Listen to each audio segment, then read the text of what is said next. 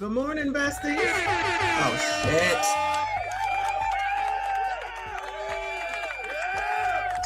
Testing. 1, 2, 3, 4. Testing. Can you hear me? Let me turn this down a little bit. Shout out to CDT for the beat, though. Shout out to CDT Beats. He made that for me. I appreciate you, boo. Good morning. First Sunday of 2026, child. And who's top of mind for almost everybody? Donald Trump, child. Is there anything that he is not doing? What the hell is wrong? My jacket is attacking me. Hold on. Oh, no, that's my bra. Okay, my bad. David, I thought the jacket was attacking me. Good morning, y'all. Happy Sunday to you. Please make sure you hit the like button for me. Subscribe if you are new. Share the stream. Shout out to Freezy. Share the stream. That's what he always says. I never say that. Shout out to the replayers. Make sure you comment. Hype the video. I'm late. I know I'm late. It's 11 o'clock EST, so I'm an hour late. But y'all, I got things going on, and I just got things going on. So I'm here, though. So we might go after 1 o'clock. Sorry, footballers. Who's supposed to win today? Who's playing today? Are the Eagles playing today? Child, I don't be keeping up with none of that. None of that. Good luck to the Eagles if they do play today, because it'll be a good thing for the city. Somebody said the 49ers played last night. My trainer was like, I'm going to watch the 49ers game. I'm like, all right, nigga, whatever. I don't care. I don't give one damn about none of that. San Francisco, right? Oh, San Francisco 49ers. Make sure you watch that video that I released this morning, though, about reparations for San Francisco. Shout out to San Francisco. Y'all better move to San Francisco. Them reparations is coming, child. Those reparations is coming. So if you want some, black people, you better get your ass on over there and get it while it's hot. All right. Let me just leave it at that. Watch the video and you will understand. Anyway. All right, let's get serious. We need to be serious, okay? There's a lot going on. There's something wrong with y'all's president, all right? There's something wrong with 47, okay? Now, he effing around with the childcare. He effing around down there in Venezuela. And y'all already know anything that goes wrong as far as Democrats is concerned, they find a way to pull Donald Trump out of their ass and blame him for it. Hold on, hold on a second, I'm sorry. Now YouTube wants to track what I do. If y'all don't get out my face, just playing YouTube, just playing. I watch over here on my phone, so I apologize. Give me 1 second. YouTube is acting crazy. They always want something. Can you just pay me right? That's all I need from you, okay? All right, there we go. My bad. Derek, is Legend here? Good morning, Derek Gaines, because Derek Gaines is feeling some kind of way about this Venezuelan takeover, child. Venezuela, can we go to Venezuela for free now, since basically we own it, allegedly? Can we get a discount on the flights to Venezuela? Because, child, I don't know what's going on down there, but it got to be warm, so that's all I care about. Announce that, Donald Trump, okay? That rambling ass man from yesterday. If you don't go ahead somewhere, and what do we get out of this deal? Do we ever get anything? Shout out to the poors. Shout out to y'all. Y'all ain't getting nothing. Fake poors. Y'all ain't getting nothing. Middle class, y'all, we ain't getting shit either. I guess only the rich people can go there or something, child. I don't know. But we got to stay on this too. Child, Donald Trump, you're making me work. This is supposed to be a hobby. You're not supposed to be working, right? Anyway, let me go ahead and give you something funny, because I actually was trying to go over some of the other stuff that I just can't get to, because every day, damn, Donald Trump got something he's doing something. Can you sit down, please, and give us a break? Give me a break. Damn. Let me get my favorite position, pause. Who did this come from? This is from 50. Shout out to 50 Cent, trolling. And this must be a scene from, what was Dave Chappelle's show? Oh, I guess it was called Dave Chappelle's Show. Let's hear it.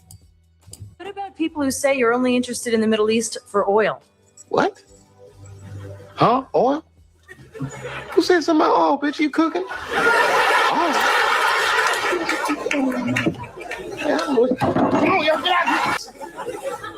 Trying to get that oil. What about people who say you're only interested in the Middle East for oil? What? Huh? Oil? Who said something about oil, bitch? You cooking? Oil. Come on, yo, get out. Trying to get that oil. No, are you trying to say that Donald Trump is in this for oil? Ain't no way. Ain't no way. I know you effing lying. Now you're over there in charge, allegedly in charge. We're gonna run this country. Ninja, who asked you to? Child, they got somebody over there, but y'all said that she was illegal too. Child, I don't know. But let's figure out what's going on with that. Then we get back to the daycare stuff and then see what the hell else that Donald Trump gets into for the headlines today. Okay, shout out to 50 Cent Dave Chappelle. It looks like Maduro got perp walked yesterday, and I got 2 videos of that.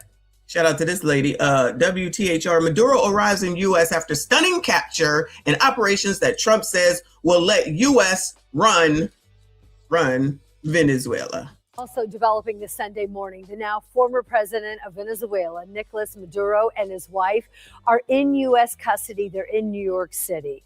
The couple is facing multiple charges and could appear in court as early as tomorrow.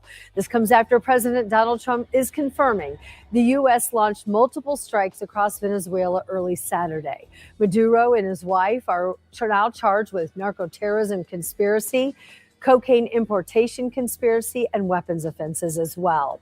In the indictment, federal prosecutors say Maduro used his, quote, illegally obtained authority and the institutions he corroded to transport thousands of tons of cocaine to the United States. During a press conference in Mar-a-Lago, the president said that the U.S. will run Venezuela until there can be a, quote, safe, proper, and judicious transition to new leadership. In addition, Venezuela unilaterally seized and sold American oil, American assets, and American platforms, costing us billions and billions of dollars. They did this a while ago, but we never had a president that did anything about it. They took all of our property. It was our property. We built it. And we never had a president that decided to do anything about it. The Venezuelan government has appointed an acting president for now. Trump also said the U.S. military is ready to stage a second and much larger attack if needed. Secretary of State Marco Rubio says that U.S. lawmakers were not notified of this military operation ahead of time, says they were told immediately after the operation. Child, that's like after you steal, I let you know that I stole. They said, child, y'all need to know. Don't worry about it. We got this. Oh, yeah, by the way, this is what happened. You know they're not happy, right? Another perp walk. Tampa Bay, Maduro arrives in the U.S. after stunning capture and operation that Trump says will let us. Wait, is that the same damn thing? Hold on. I'm looking at this hat. No, it's not the same. We want to go to this new video this morning. Look at this hat. That's one of the hats I buy for my grandchildren. It's got like the 2 puff balls at the top. Why they do that man like that? This video appearing to show a perp walk inside a DEA office in Manhattan where Maduro was processed, fingerprinted, and photographed. Right now, Maduro and his wife, Celia Flores, are in New York City following. Shout out to Nicole talking about equality. She could have been, what is her name? What's the DRUG Queen Pin's name? I forget her name. I forget her name. There was a show about her and the girl from not Married with Children. Child, I'm old. You know what I'm talking about? Imelda, there's her name, Imelda. What U.S. officials describe as a large-scale operation in Venezuela. Both could be arraigned as soon as tomorrow. They're currently. He ain't got no shoes on. They got him in flip-flops and socks. Where did he come from? Damn Compton or something. You see that? Look. They got him like a kid up top. They got him like a gangbanger on the bottom. Disrespectful. A large-scale operation in Venezuela. Both could be arraigned as soon as tomorrow. They're currently being held at the Metropolitan Detention Center in Brooklyn. President Donald Trump says the United States will run Venezuela, at least temporarily. Here in Florida, home to America's largest Venezuelan population, there is optimism and celebration in Miami. CBS News' Christian Benavidez is there this morning. What's her name? Former Venezuelan leader Nicolas Maduro and his wife Celia Flores Now, this looked like a scene from Scarface. They got him. Remember when they tossed the dude out the plane? Y'all know what I'm talking about. And celebration in Miami. CBS News' Christian Benavidez is there this morning. Former Venezuelan leader Nicolas Maduro and his wife Celia Flores stepped onto American soil, chained and shackled, surrounded by a small army of federal law enforcement. Maduro will be held at New York's infamous Metropolitan Detention Center in Brooklyn.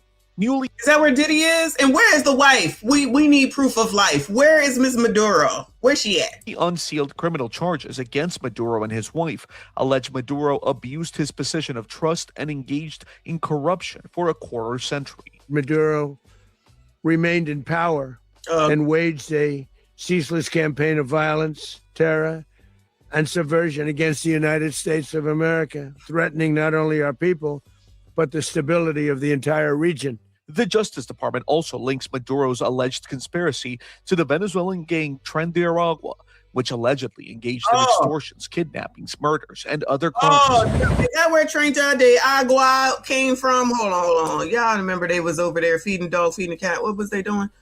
It says U.S. versus Nicholas Diosdado, Ramon Rodriguez. Did they get some other people? Celia Adela Flores de Madura, Nicolas Ernesto Madura Guerrera, and Hector Rustin Forge Guerrero Flores. AKAs. All right. I'm like, where's the woman? We need to see her. Proof of life. Where's she at? Which allegedly engaged in extortions, kidnappings, murders, and other crimes.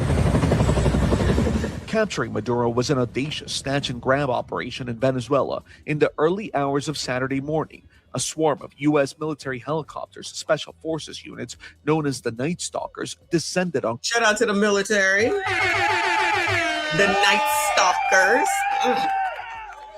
Do they get paid extra for this? Caracas.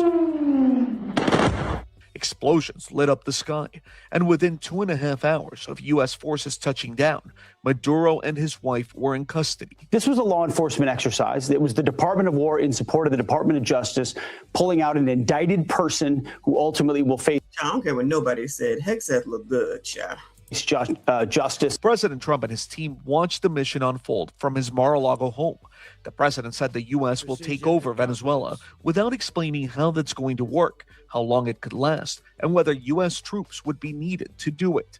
He also said the U.S. will take over the country's oil reserves. Christian Benavidez, CBS News, Miami. John, what is your name? He's saying it too fast for me. All right, so you didn't see the perp walk. We haven't seen the wife. This is amazing. We haven't seen the wife. Where is she? I got questions. Good morning. Shout out to Kofi. He said, thank you, boo. He said they arrested her and put her in the, oh no. MSG on the first Sunday of 2026. Oh no, I expected more from you, Kofa. What is that? Where she was? She got cooked for her husband. That's her punishment. They said, no, you're not going to have the servants do it. You're going to do it. You better cook for this man because we not feeding him. If you don't cook for him, he won't eat. We need proof of life from the missus. That's all I'm saying, child. Let me go to CNN, child. We're going around the world today. Who is Venezuela's acting president, Delcy Rodriguez? Delcy, hey girl. Venezuela's Supreme Court has ordered Vice President Delcy Rodriguez to assume the powers and duties of the acting president. Well, the acting president, ain't that Donald Trump? Don't we own Venezuela now? I'm trying to understand when we gone down there for vacation. It was announced just last night. And frequently warned the country about the threat of foreign intervention. Crucially, as energy minister, she also has been a steady hand in funneling Venezuela's dwindling energy revenues to the regime. Seen here last month with state workers, she says, we have something to tell Mr. Trump. Venezuela doesn't owe the U.S. anything. And yet, Rodriguez has for many years been sanctioned by Canada, the EU, and the United States. CNN attempted to question her in 2016 after a CNN investigation uncovered a scheme to illegally sell Venezuelan passports out of the country's embassy in Iraq. Rodriguez. Girl, you was selling illegal passports. Shout out to the passport bros. I ain't forgot y'all's asses. Trust me, I ain't forgot about y'all's asses. Venezuela doesn't owe the U.S. anything. And yet, Rodriguez has for many years been sanctioned by Canada, the EU, and the United States. CNN attempted to question her in 2016 after a CNN investigation uncovered a scheme to illegally sell Venezuelan passports to the country's embassy in Iraq. Rodriguez, then the foreign minister, refused to comment to CNN on every occasion. In keeping with her political pedigree, Rodriguez has a less than subtle message for the Trump administration as she demanded Maduro's release. Her involvement in any future transition in Venezuela will be challenging. Paula Newton, CNN. Joining me now from Oxfordshire is Vanessa Neumann, a Venezuelan-American diplomat, business owner, author, and political theorist. Vanessa, great to see you again. It's been a while since you and I have spoken. I know it's been a moment of celebration for many Venezuelans in and outside of the country, and also a moment of deep anxiety from the Venezuelans I've been speaking to inside the country. Just give us a sense of what you're feeling first and what the mood is from what you gather inside the country. Indeed, and it's such a pleasure to be with you again. I've missed you. The mood in Venezuela is one of concern right now, and confusion more than anything. So there are several things. One, everybody is delighted by most people are delighted by the photograph of Maduro, handcuffed and with the blind. Most people are excited about this. Allegedly. Folds in the earmuffs on the Iwo Jima, heading back to the United States. It reminded me of the capture of Abimael Guzman, who later the Shining Path was put in a cage. It made him human. It took away the terror and all this fear that Venezuelans have had with these 18,000 political prisoners and extrajudicial killings and tortures. He seemed like a superhuman who could never be captured. And now we know he is human. He can be captured. People within the Maduro enclave can be captured, and we can one day have democracy again. So that's hope. That's one sentiment. On the other sentiment. Oh, they want democracy. Oh, then they should be happy that he's in charge, allegedly. There is great concern about the fact that Delcy Rodriguez, who is not a nice woman, but is very, very intelligent. She's multilingual, fluent in English and French, and the chief negotiator, I have seen it firsthand. I haven't been fed this by the U.S. government or the Venezuelan opposition. I have been present during phone calls where people were negotiating with her to give Maduro money or to keep Maduro in power. So I am aware of that. And she will give a little dance to the Trump team who think that she will be their puppet, but she's nobody's puppet. However, that's one thing. I think they will get tired of being danced around by her, Rubio and Hegseth. And on the other hand, she faces a huge challenge because she's not in the military, like Diosdado Cabello and Padrino Lopez, who's the two military, one's the head of the military and the other one is All right, she's boring me. Moving on. Let's go to Fox. Let's see what Fox has to say. It says that the Democrats are furious. Oh, no. Ahead of emergency caucus meeting on Maduro's capture. So now they scheduled a meeting for okay? They scheduled a meeting for Democrats have been up in arms about Maduro's capture, but the administration tonight continues to defend the president's actions. We call members of Congress immediately after. This was not the kind of mission that you can do congressional notification on. It was a trigger-based mission in which conditions had to be met night after night. We watched and monitored that for a number of days. So it's just simply not the kind of mission you can call people and say, hey, we may do this at some point in the next 15 days. House Democrats, meantime, will hold an emergency caucus meeting tomorrow following the military operation in Venezuela and the capture of Mr. Maduro. It'll be held virtually. To speak more about the congressional reaction, let's bring in South Carolina Congresswoman, the great Nancy Mace. Always great to have you with us, Congressman. Real honor. Appreciate your time tonight. I just have to say, I thought Secretary Rubio hit the nail on the head. You can't, let's be honest, those of us who've been in the Beltway know how this goes. You can't exactly get out there and start sharing all of these details with some congressional lawmakers. First of all, there's a security aspect. And second of all, they didn't exactly have the timing knocked down. Am I right about that?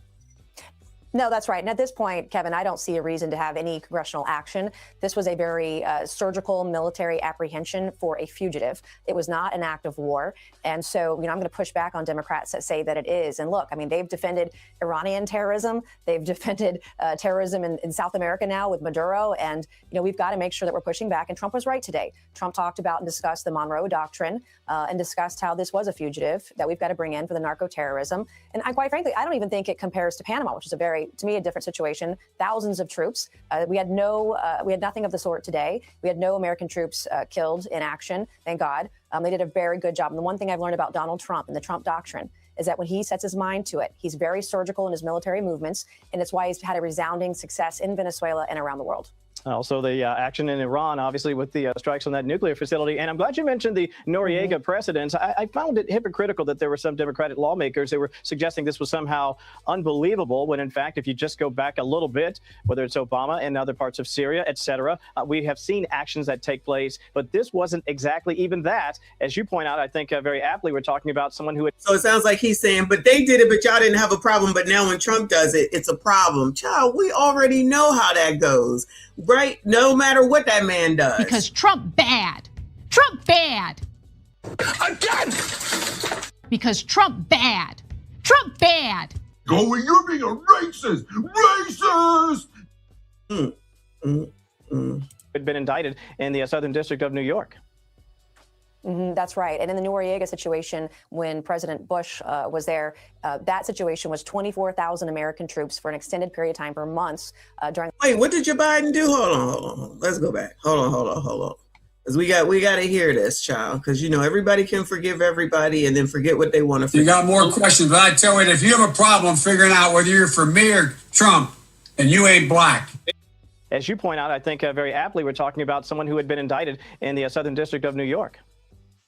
That's right. And in the Noriega situation, when President Bush was there, that situation was 24,000 American troops for an extended period of time for months during that operation. 500 killed in action on the Panamanian side. We did lose some American soldiers devastatingly in that situation. But this is very, very different. The other thing that I want to talk about too, Kevin, is that Democrats today are upset that Trump said that America would run Venezuela. Well, after World War II, it was General MacArthur who was in Japan, running Japan from 1945 to 1952.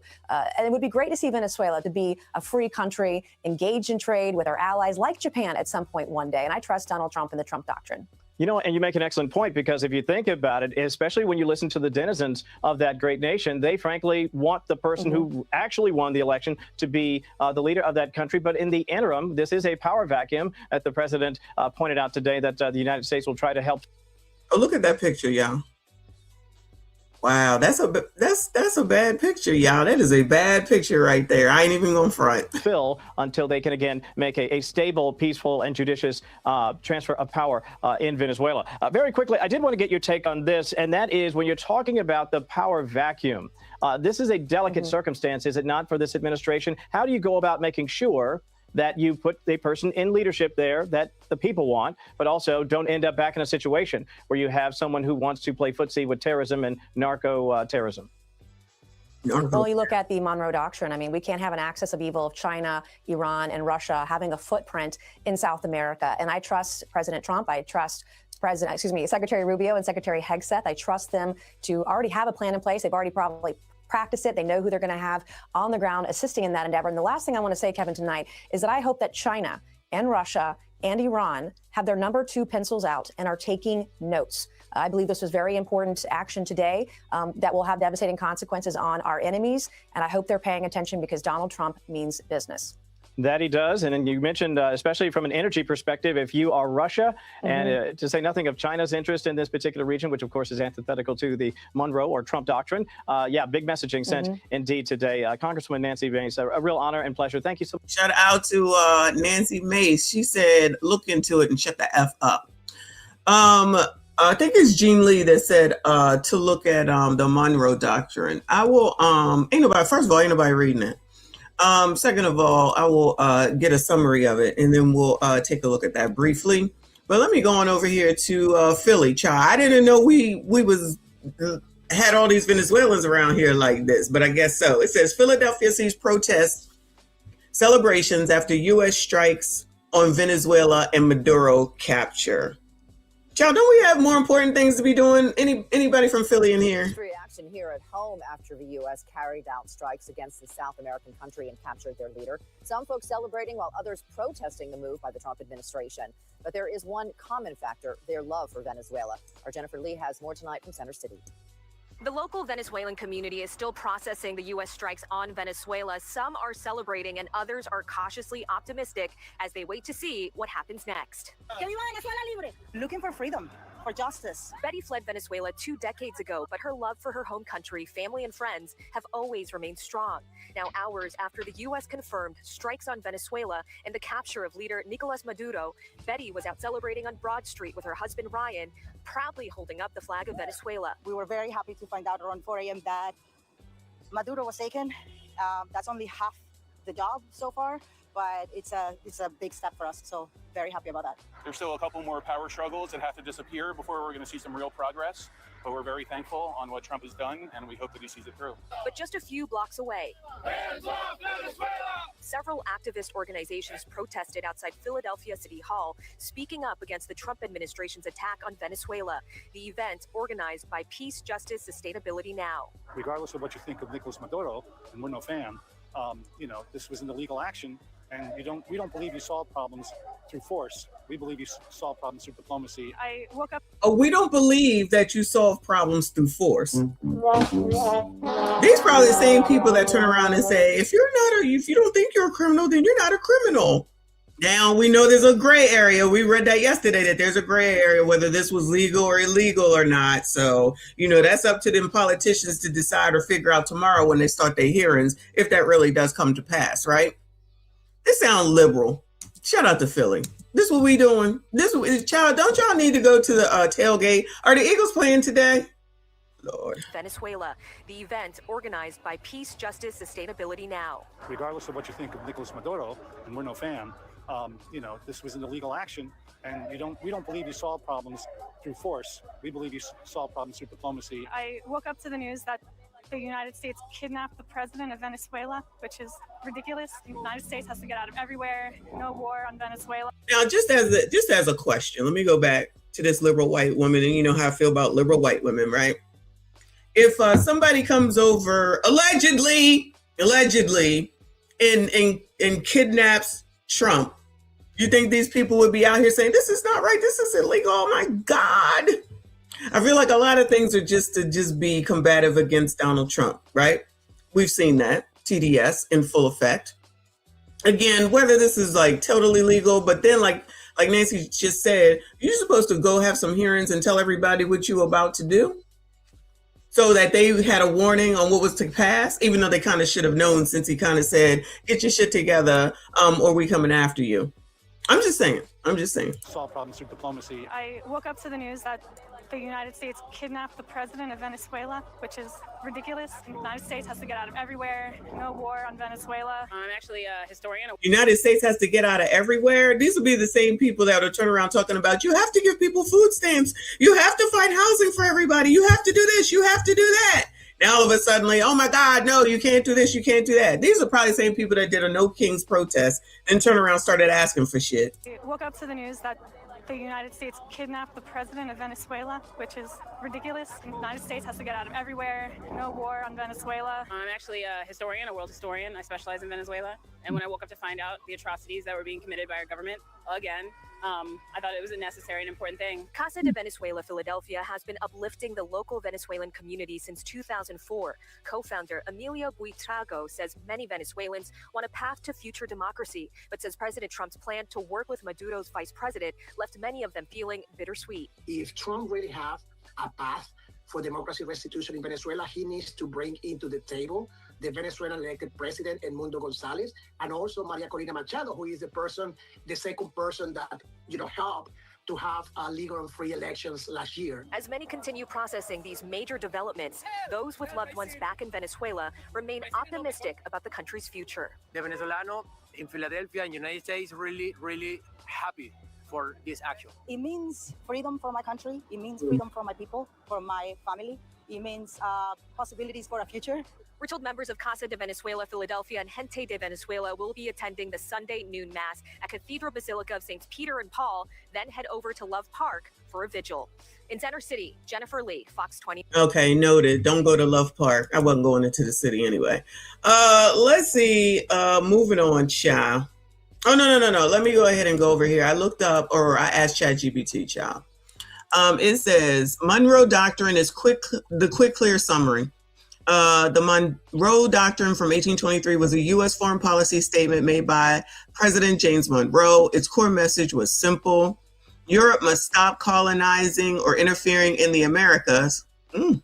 Any European attempt to control nations in the Western Hemisphere would be seen as a threat to U.S. security. In return, the U.S. would not interfere in European affairs or existing European colonies. It is why it matters.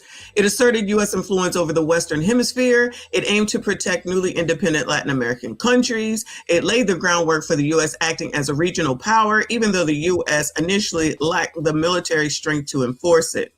It says the long-term impact is later presidents used it to justify U.S. intervention in Latin America. What? Who? I'll look at that while the next one plays.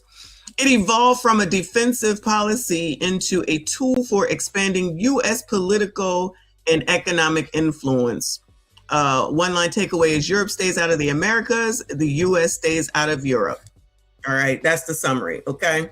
Anyway, there you go. I'm gonna look at this other part where it says later presidents used it to justify U.S. intervention in Latin America.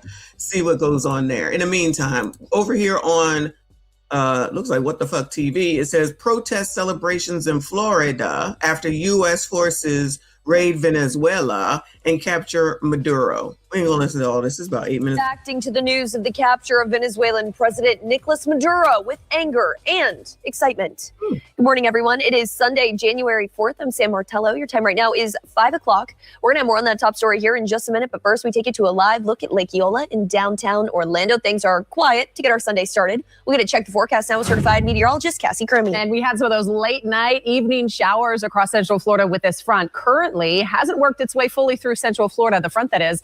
Most of the rainfall has, though. We get down a little bit closer to home. You can see we are dry to begin the day. We're going to see some cloud cover. And now we're actually going to get some of these clouds settling closer to the surface. Look at the visibility issues we're seeing. Fog and thick in many spots. Visibility down to 0.3 of a mile there in Sanford, 0.9 of a mile. Are waking up in a New York City detention center. They were captured by U.S. forces and landed Saturday evening at Stewart Airport in Orange County, New York, escorted off the plane by more than a dozen federal agents. NYPD blocking off streets as a heavy security motorcade carrying Maduro made its way to the Manhattan Detention Center. President Trump announcing his capture Saturday, posting this picture showing the Venezuelan leader in U.S. custody. According to two sources, the military operation was carried out by the Army's Delta Force after the CIA identified the leader's precise location. Over the course of the night, aircraft began launching from 20 different bases on land and sea across the Western Hemisphere. In total, more than 150 aircraft, bombers, fighters, intelligence, reconnaissance, surveillance, rotary wing were in the air last night. The president now saying the U.S. will run Venezuela until there can be a transition of power, and also says he has not ruled out boots on the ground. Are you saying that Secretary Hegseth and Rubio are going to be running Venezuela, and will you be sending in U.S. military They're going troops to be to a team provide? that's working with the people of Venezuela to make sure that we have Venezuela right. Because for us to just leave, who's going to take over? I mean, there is nobody to take over. Venezuela's vice president demanding the immediate release of Maduro and his wife, saying Venezuela has a duty to safeguard its sovereignty that has been attacked. Secretary of State Marco Rubio says Congress was not notified prior to the mission, saying doing so would have, quote, endangered the mission. On Capitol Hill, at least 4 House Republicans releasing statements criticizing this military operation in Venezuela. Democrat leaders in both the House and Senate are calling for an immediate briefing for the Gang of Eight and a full briefing for all members of Congress next week. Lionel Moyes, ABC News, New York. All right, maybe we'll be able to see it. All right, back over here to the Monroe Doctrine, child. So I just asked which presidents, right? So they said, excuse me, James Polk, Theodore Roosevelt, William Taft, Woodrow Wilson, Franklin Roosevelt, Cold War presidents, Truman, Eisenhower, Kennedy, blah, blah. So then I said, which recent presidents, you know what I'm saying? So we can see some of the newer people that we know, like, have been under. So it says Reagan from 81 to 89. Shout out to the 80s, child.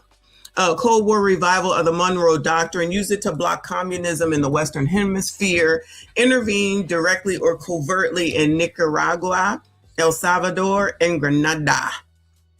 Frame Latin America as a U.S. sphere of influence that must stay free of foreign Soviet and Cuban control. George H.W., 89 to 93, he just took it over?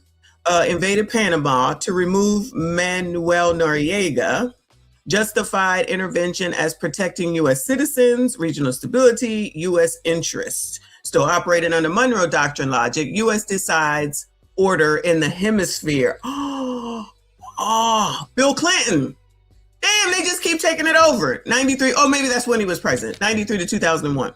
Less less militaristic, but still interventionist, intervened in Haiti in 94 to restore a government, expanded U.S. economic dominance through trade agreements, shift from troops to political and economic control. George W. Bush, 2001 to 2009, focused on the Middle East, but continued influence in Latin America through security cooperation, counter-narcotics operations. I'm sensing the theme, child. I'm sensing the theme. Monroe Doctrine influence still present, though less explicit. Barack Obama, 2009 to 2017, publicly stated the U.S. was moving away from Monroe Doctrine style policy. Normalized relations with Cuba, still maintain U.S. regional influence. Well, shout out to Barack.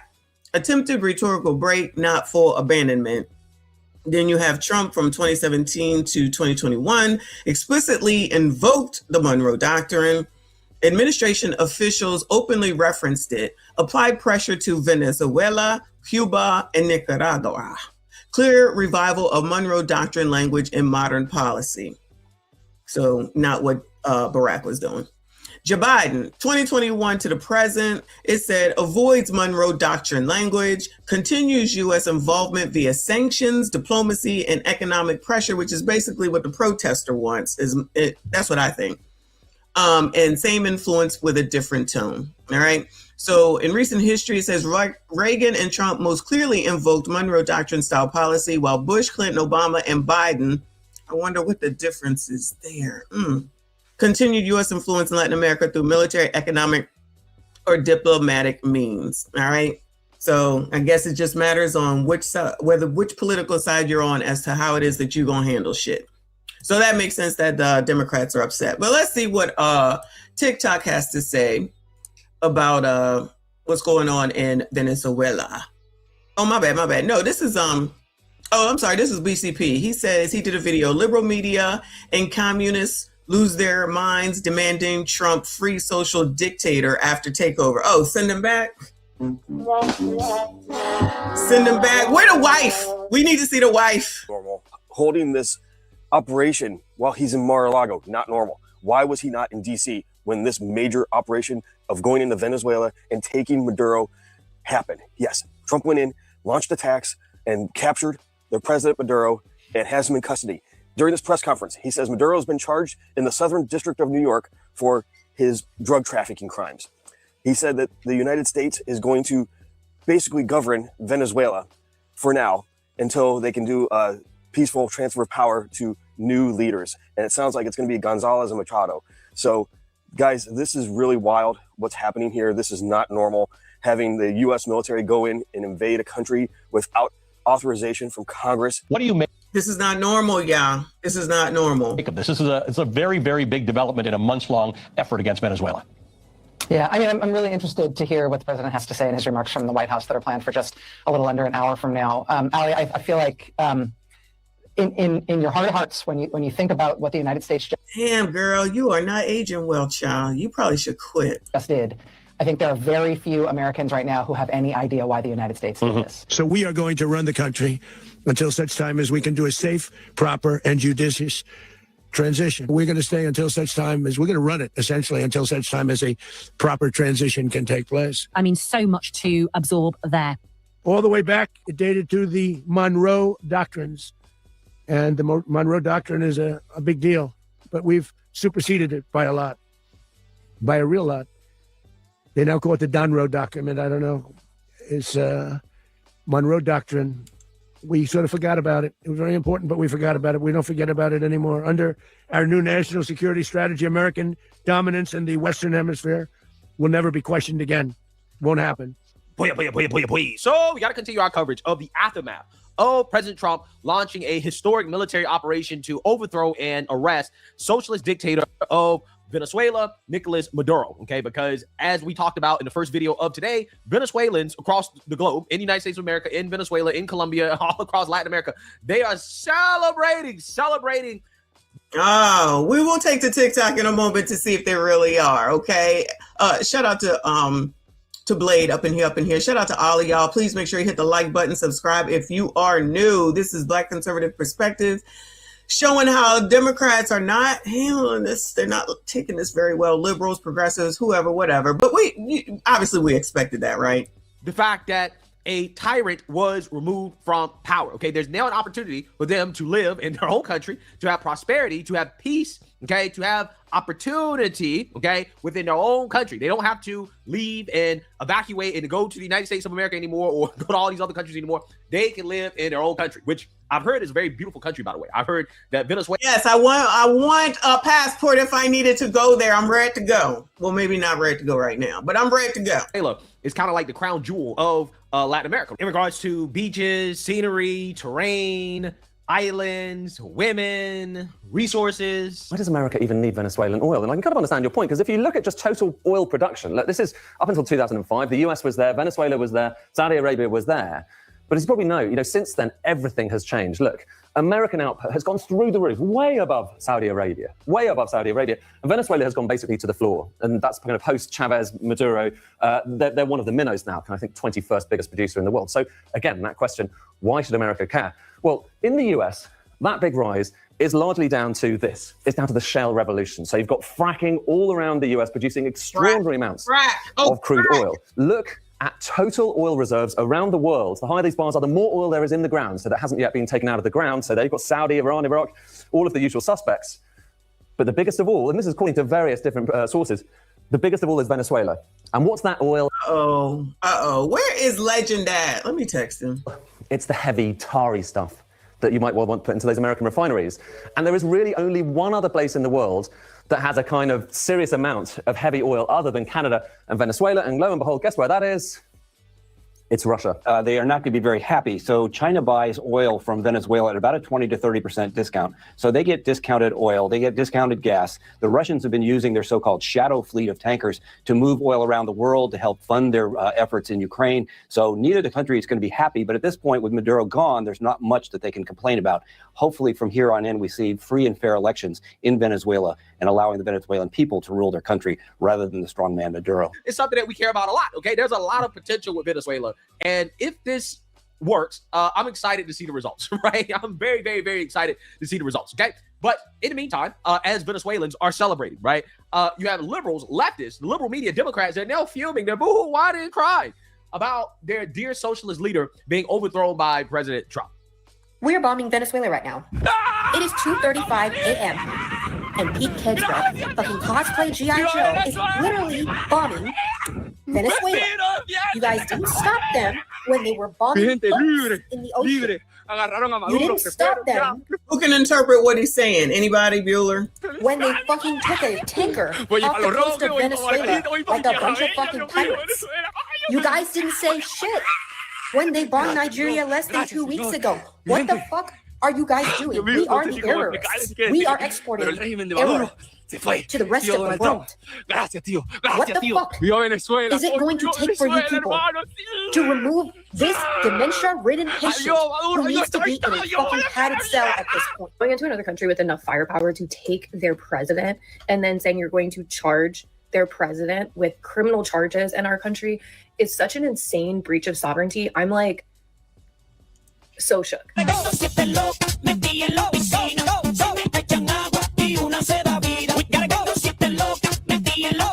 Yeah, just a quick question. Just so we're all aligned in 2026, we know we're not the good guys, right?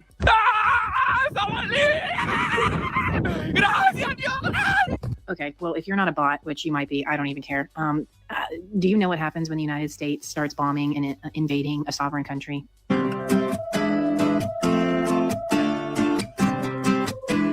To be more clear, the United States bombed Venezuela and then abducted their president and his wife.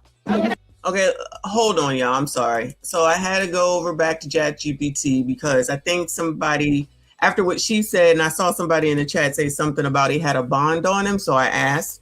It says that, yes, Nicolas Maduro did have a bounty on his head issued by the U.S. government as part of efforts to capture or bring him to justice on criminal charges. Here's what happened. In March 2020, the U.S. Department of State offered a reward, a bounty of about $15 million for information leading to Maduro's arrest related to alleged drug trafficking and narco-terrorism charges. That bounty was increased over time, first to around 25 million in 2025, and then later to a record 50 million by August 7, 2025, under the U.S. Narcotics Rewards Program. Now, take this shit with a grain of salt, y'all, okay? Because this is all I got off the moment right now in order to try to look into this. These rewards were aimed at incentivizing information that could lead to his arrest and conviction in U.S. courts. This bounty was part of a long-standing U.S. criminal case and pressure campaign.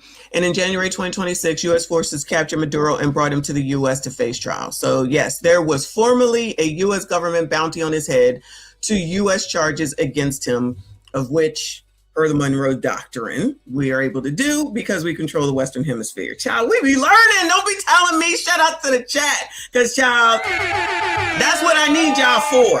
All right, regardless of what the rest say. Now take all this with a grain of salt, because I know somebody's going to say that's ChatGPT. Yeah, y'all like it when you like it, and when you don't, you don't. But anyway. But like somebody said earlier too, you could always do your own research. Don't depend on me for shit. Okay, we going on the fly right now. Build it as we fly. Back to the video, cha.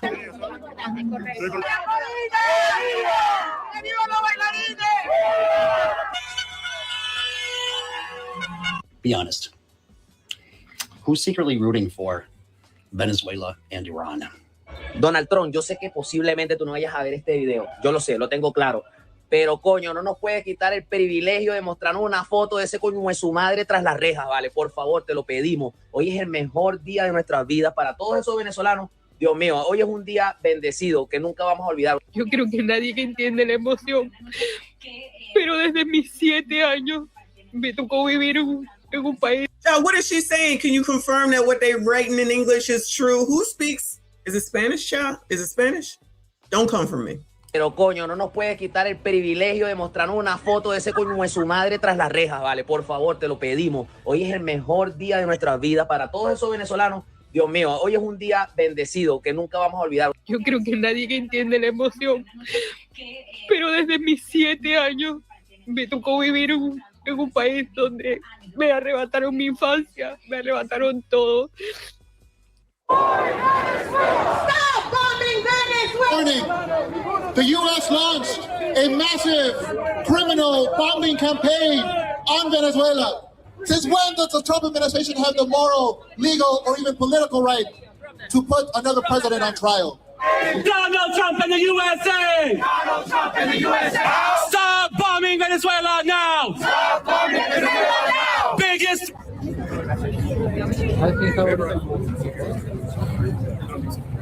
Yeah, so who's in New York? I'm gonna need y'all to go down there and do some video and send it to me. Who is in the NYC? Maybe I should take the train and go on up there. Maybe I will. We'll see how this goes. I might go up there, yeah. This is very important, right? It's very important to understand that liberals apparently hate to see people be liberated from socialism, okay? This is what they hate. However, the job is not done, okay? The job is not done. What you're saying is the initial reaction from Venezuelans. That should tell you everything you need to know about how they actually feel about their government and what they want, okay? But the job is not done yet, okay? And we're going to talk about what comes next. The president gave us some clues in regards to what comes next. And the reality is that most people don't actually listen to the president talk, right? They just hear what they want to hear instead of actually listening to what he's saying and what the plan is moving forward. And I want to explain exactly what he's saying, because I think a lot of people are misinterpreting what the president is actually trying to say. And they're freaking out about the president saying something that is likely not going to happen, but he's trying to use leverage in order to get the current government in charge to play ball. If they don't play ball, then we may have to continue to ratchet things up. But I don't think it's going to escalate to the level that people believe is going to escalate to. And I want to talk about it because, again, liberals are freaking out about what President Trump said at this press conference. And I want to go ahead and play some clips. Take a look.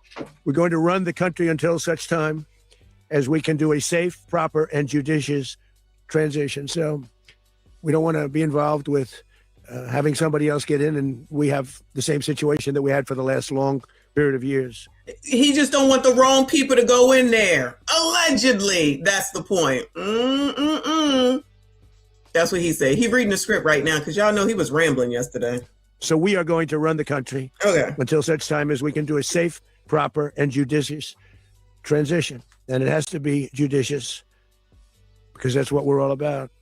We want peace, liberty, and justice for the great people of Venezuela. And that includes many from Venezuela that are now living in the United States and want to go back to their country. It's their homeland. As everyone knows, the oil business in Venezuela has been a bust, a total bust for a long period of time. They were pumping almost nothing by comparison to what they could have been pumping and what could have taken place. We're going to have our very large United States oil companies, the biggest anywhere in the world, go in, spend billions of dollars, fix the badly broken infrastructure, the oil infrastructure, and start making money for the country. Than the following points. Nicolas Maduro was indicted in 2020 in the United States. He is not the legitimate president of Venezuela. That's not just us saying it. The first Trump administration, the Biden administration, the second Trump administration, none of those three recognized him. He's not recognized by the European Union and multiple countries around the world. He is a fugitive of American justice with a $50 million reward, which I guess we saved $50 million. And We should make sure. Yeah, exactly. But Don't let anybody claim it. Nobody deserves it but us. But I want to be clear about one thing. Nicolas Maduro had multiple opportunities to avoid this. He was provided multiple very, very, very generous offers and chose instead to act like a wild man, chose instead to play around. And the result is what we saw tonight. The other message here is the following. You have a guy, like many people around the world, they like to play games. You have a guy who decides he's going to invite Iran into his country, is going to, do the confiscation of American oil companies, is going to flood our country with gang members, is going to take Americans prisoner and try to hold them for hostage and trade them like he was able to do with the Biden administration. Basically likes to play games all this time and thinks nothing's going to happen. And I hope what people now understand is that we have a president. The 47th president of the United States is not a game player. When he tells you that he's going to do something, when he tells you he's going to address a problem, he means it. He actions it. I can tell you, I've watched this process now for 14, 15 years, been around it. Everybody talks. I'm going to do this. I'm going to do that. When I get there, we're going to do this. We're going to take. This is a president of action. Like, I don't understand yet how they haven't figured this out. And now if you don't know, now you know. Because this is the way it's going to. And if you don't know, now you know. All right. So I just looked up before January 2026, was Maduro the undisputed president of Venezuela? Because they just now said that he wasn't or something like that, right?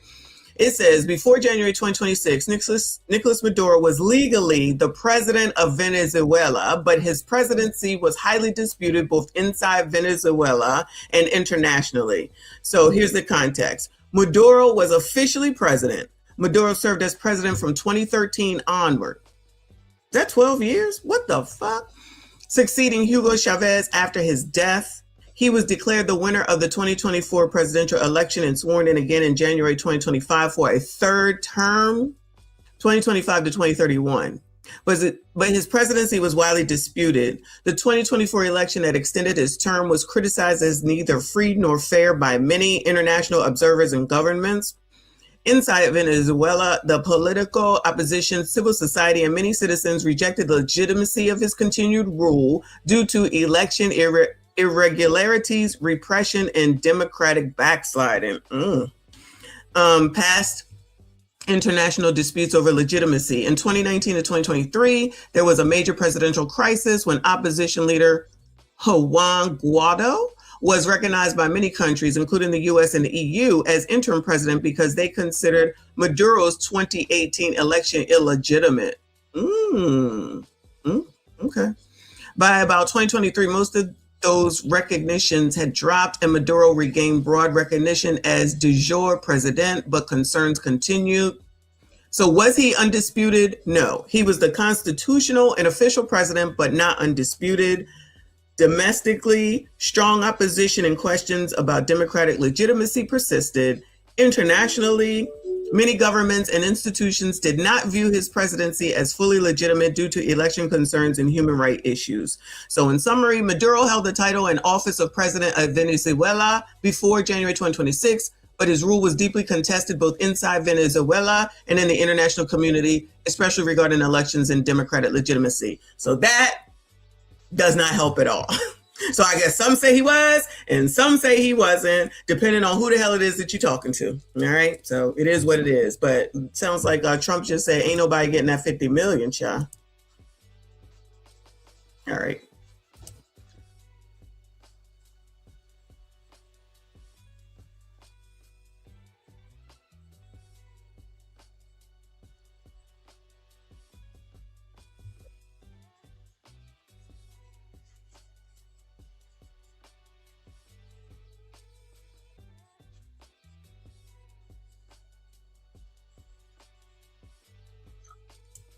My bad. Of course, StreamYard is StreamYard. My bad, y'all. Hold on. Oh, Lord, help your people.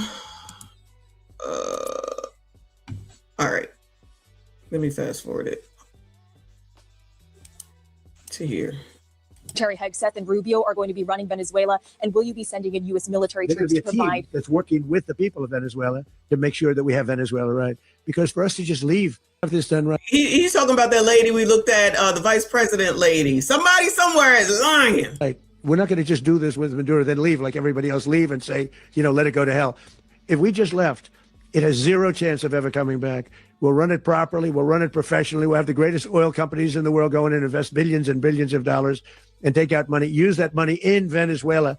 And the biggest beneficiary are going to be the people of Venezuela.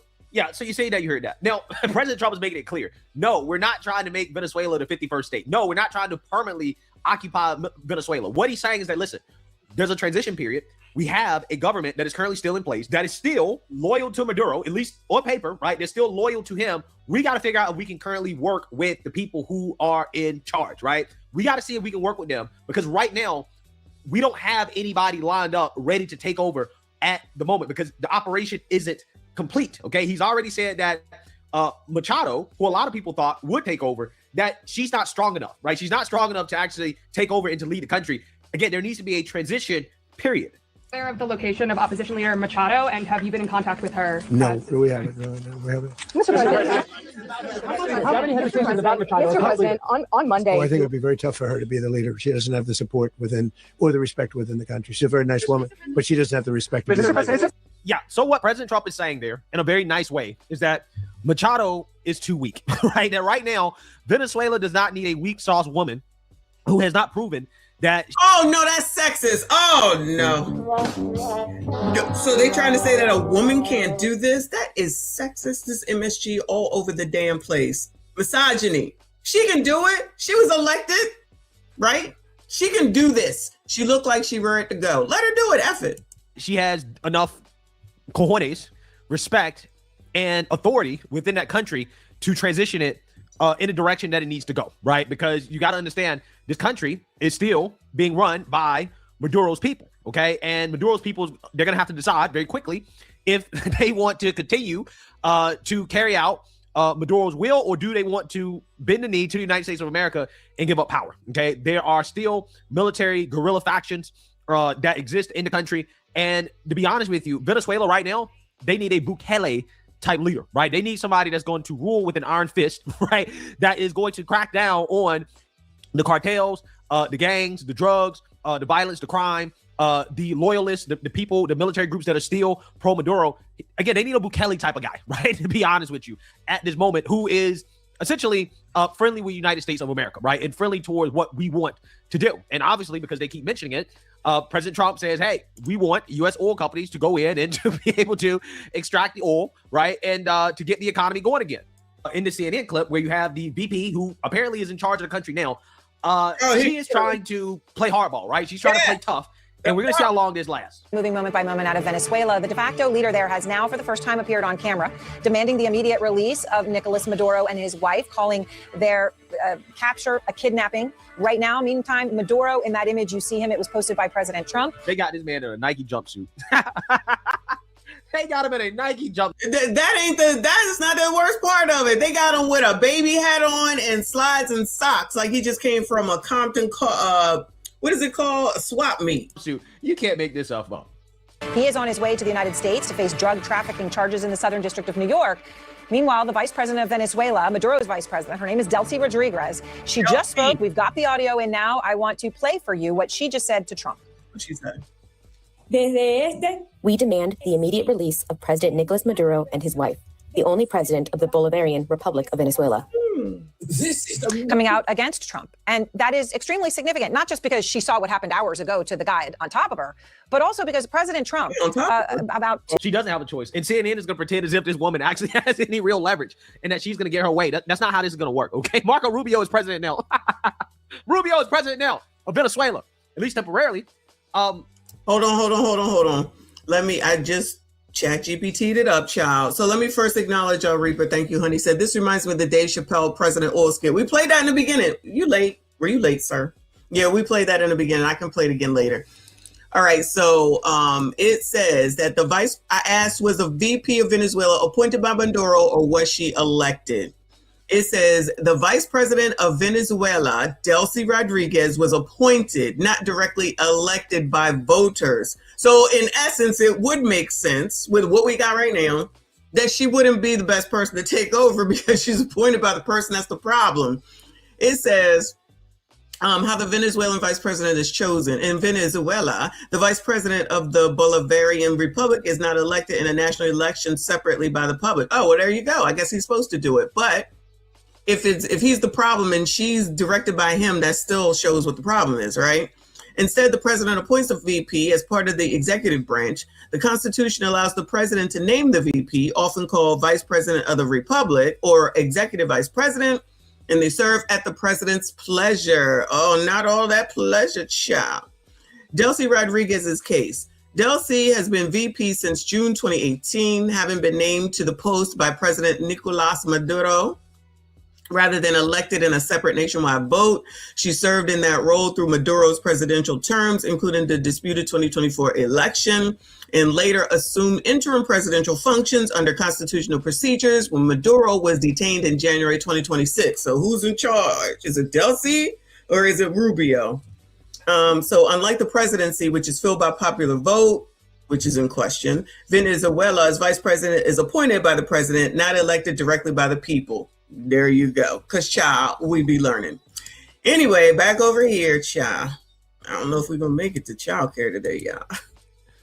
People should learn, right? Learn from, history, that what these people say out loud does not actually really translate to their actions and what they're actually going to do.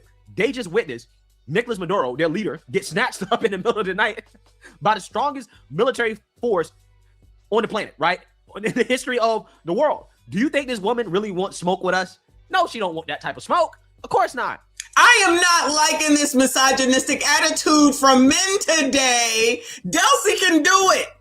Delcy was appointed by the man in charge, so clearly he had faith in her. I mean, I'm not saying she's going to do it, but I'm just saying all this MSG, that's all I'm hearing right now. Y'all need to stop.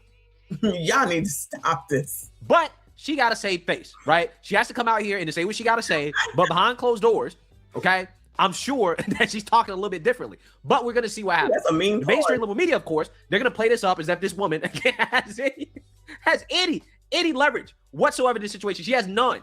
But that's not what the mainstream liberal media wants you to think, right? They want you to think that this woman can actually stand up to President Trump and Marco Rubio. She can't, right? She can't, okay? At this point, the pro-Maduro loyalists, they're not going to have that much time, but they're going to have to figure out very quickly, do they want to end up like their dear leader, or do they want to give up power, right?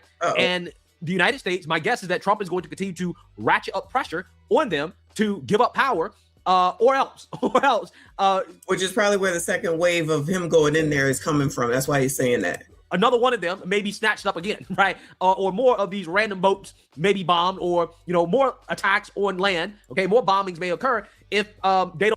No, you need to calm down because you don't know what the fuck you're talking about. If you passing through, I'm gonna need you to calm the fuck down and understand that you don't know what the fuck is going on around here. You can leave.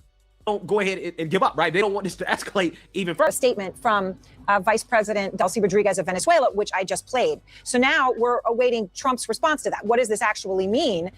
You are there in Mar-a-Lago with the president. What's the response from him? Yeah, and I don't think it will be a favorable response from the president. He did sound fairly confident that Rodriguez would be going along with this plan.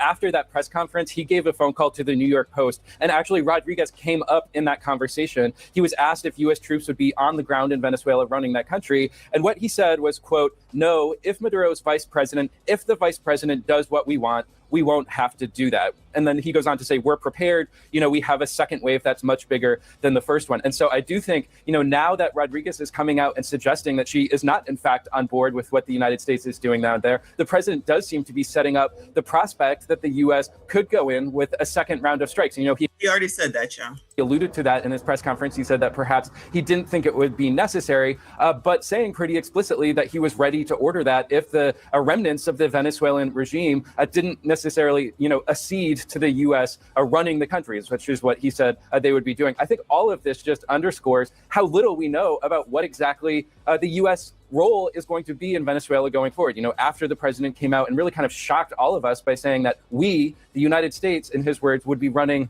Venezuela, and then offered essentially no details about what that meant. This back and forth now between the president and the vice president of Venezuela only, I think, emphasizes how little we understand of how this will all proceed going forward. And now, of course, you hear the president suggesting that there could be a U.S. military role to ensure that the U.S. is able to run Venezuela. He said in that press conference he wasn't afraid of boots on the ground. When I followed up with him and asked, does he envision a prolonged U.S. military presence in that country, he didn't really answer, and he sort of pivoted to talking about the oil, which we know has been sort of a preoccupation of his in Venezuela. And so, this is all setting up quite a dramatic, I think, day or week ahead as the U.S. works to ascertain who exactly is claiming power in Venezuela and works to assert their own power that the president now suggests that the U.S. has in Caracas, but without necessarily explaining what exactly that looks like and what exactly that could mean for the U.S. military going forward. Yeah, well, again, it's really not for you to know, to be honest with you, right? When you talk about an ongoing operation like this, of course, they're not going to give you all the details, but it is clear to me, it seems very clear that the long-term goal is not to have U.S. troops on the ground in Venezuela running the country, right? I don't even think that's the short-term goal. The goal really is to get the current government to play ball when it comes to a transition plan, right? And getting somebody in there that the Venezuelan people want and somebody that we want. So, yeah, I mean, that to me is my takeaway from all this. And obviously you're not. All right. And we appreciate that. Shout out to Black Conservative Perspective for all of that reporting. We learned a lot there. All right. Let me move on to CBS Miami. They said Miami's Cuban community stands in solidarity with South Florida Venezuelans amid Maduro's capture. Oh, no. I don't know. Are they happy? Are they not happy? Then we got to go to TikTok. Yeah. Cuban community is standing in solidarity with the Venezuelan people here in South Florida. President Trump has hinted this should be cause for concern for Cuba. CBS News Miami's Maribel Rodriguez is your reporter live in Little Havana as the crowd grows. Maribel, you talked with many people about this historic moment. I sure did. And as you all know, and as we know here in South Florida, whenever something big happens here, where do people go? Of course, here, Versailles. And take a look at the crowd today. They are not disappointing. This is how it's been all day long since the news broke of Maduro's capture. The crowd has just gotten bigger and bigger. Take a look. You have flags from Cuba. You have flags from Venezuela. You have flags from all of Latin America. And also, not only do you have all these flags, but you have families who are here. There are families, generations. Not only were they born in Venezuela, but many were born here and are hoping to go back and meet their home country. At Versailles restaurant in Little Havana, Venezuelan and Cuban flags together in solidarity and hope of freedom. A lot of us want to go back, visit our country, and I want my son to visit the place that I was born the way that I left it, in freedom, because that's what we need. And this is what Trump is giving us, freedom, once again. This reaction from the Venezuelan and Cuban American community after President Donald Trump announced the capture of Venezuela's President Nicolás Maduro and his wife, Celia Flores. It means a lot to the Venezuelan people, to the Cuban people, to the Nicaraguan people, I think to Latin America, that a murderer and a drug trafficker is already not able to continue to repress his own people and to send drugs into the United States. Early Saturday morning, many waking up to the news that's hit home to the thousands of Venezuelans living here in South Florida that for years they've been waiting to hear. We hope that this continues, not only in Venezuela, Cuba, Colombia. We want to see Colombia free also. That's another narco terrorist. And we hope that Trump continues to do that. And we love what he's doing to the country. Hours after the news, Cuban American activists gathered at the Assembly for a Cuban Resistance, sharing their thoughts of what this means not only for Venezuela, but also for Cuba. It is a two-headed monster. So that regime, which oppresses Venezuela and which oppresses Cuba and which sucks the life out of Cuba and Venezuela, has been dealt a very heavy blow. So this will also benefit the Cuban people in their fight for freedom. It's our fight. It's our struggle.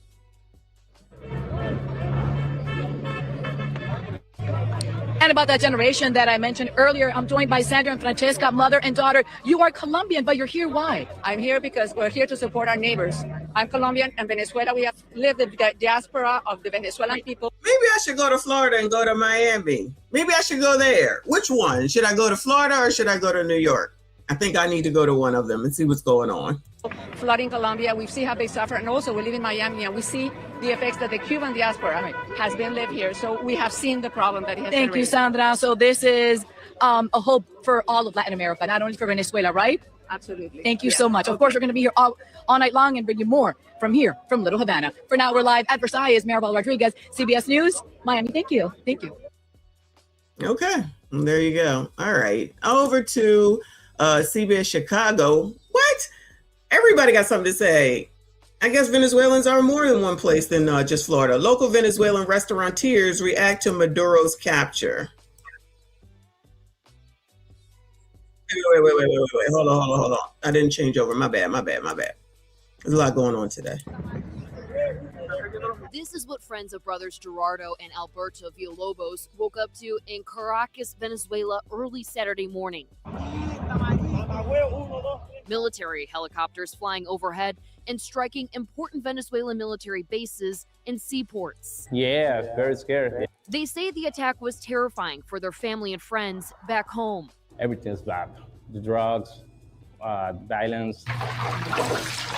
Their restaurant, Macatia, on 57th and Western, is full of Venezuelan pride and food they want to share with Chicagoans. We come here because this country is freedom. Alberto and Gerardo moved here to Chicago All right, pause, y'all. Pause. Cam has spoken. Cam has spoken. Kamala Harris blasts Trump's administration's capture of Nicolas Maduro as unlawful and unwise. Oh no. Who voted for Cam? No, don't say who you voted for. Please don't. If Cam was in office, this would be different. Yeah. Okay. Cam has something to say. Let's see. Former VP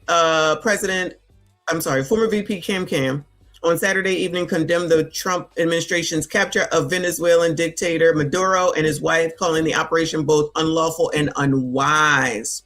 In a lengthy post on X, because child, that's where all people go now instead of freaking going to their offices and doing some work, Harris acknowledged that Maduro is a brutal and illegitimate dictator, but let me read that again. In a lengthy post on X, Harris acknowledged that Maduro is a brutal and illegitimate dictator, but said that President Donald Trump's action in Venezuela do not make America safe, stronger, or more affordable. Child, y'all already know it doesn't matter. Because Trump bad. Trump bad. Again! Because Trump bad. Trump bad. Going, you're being a racist! Racist! Donald Trump's actions in Venezuela do not make America safer, stronger, or more affordable, Harris wrote. That Maduro is a brutal, illegitimate dictator does not change the fact that this action was both unlawful and unwise. We've seen this movie before. Wars for regime change or oil that are sold as strength but turn into chaos, and American families pay the price. Harris made the remarks hours after the Trump administration confirmed that Maduro and his wife were captured and transported out of Venezuela as part of Operation Absolute Resolve. Oh, there's a name for it? Okay. There they go with him and his baby hat and his slides, child. The former VP also accused the administration of being motivated by oil interests rather than efforts to combat drug trafficking or promote democracy. The American people do not want this, and they are tired of being lied to. This is not about drugs or democracy. It is about oil and Donald Trump's desire to play the regional strongman, Harris said. If he cared about either, he wouldn't pardon a convicted drug trafficker or sideline Venezuela's legitimate opposition while pursuing deals with Maduro's cronies. That is true, child. Y'all know he let that other drug kingpin out. How you gonna pardon one and then condemn another? That don't make sense to me either, okay? I'm just saying.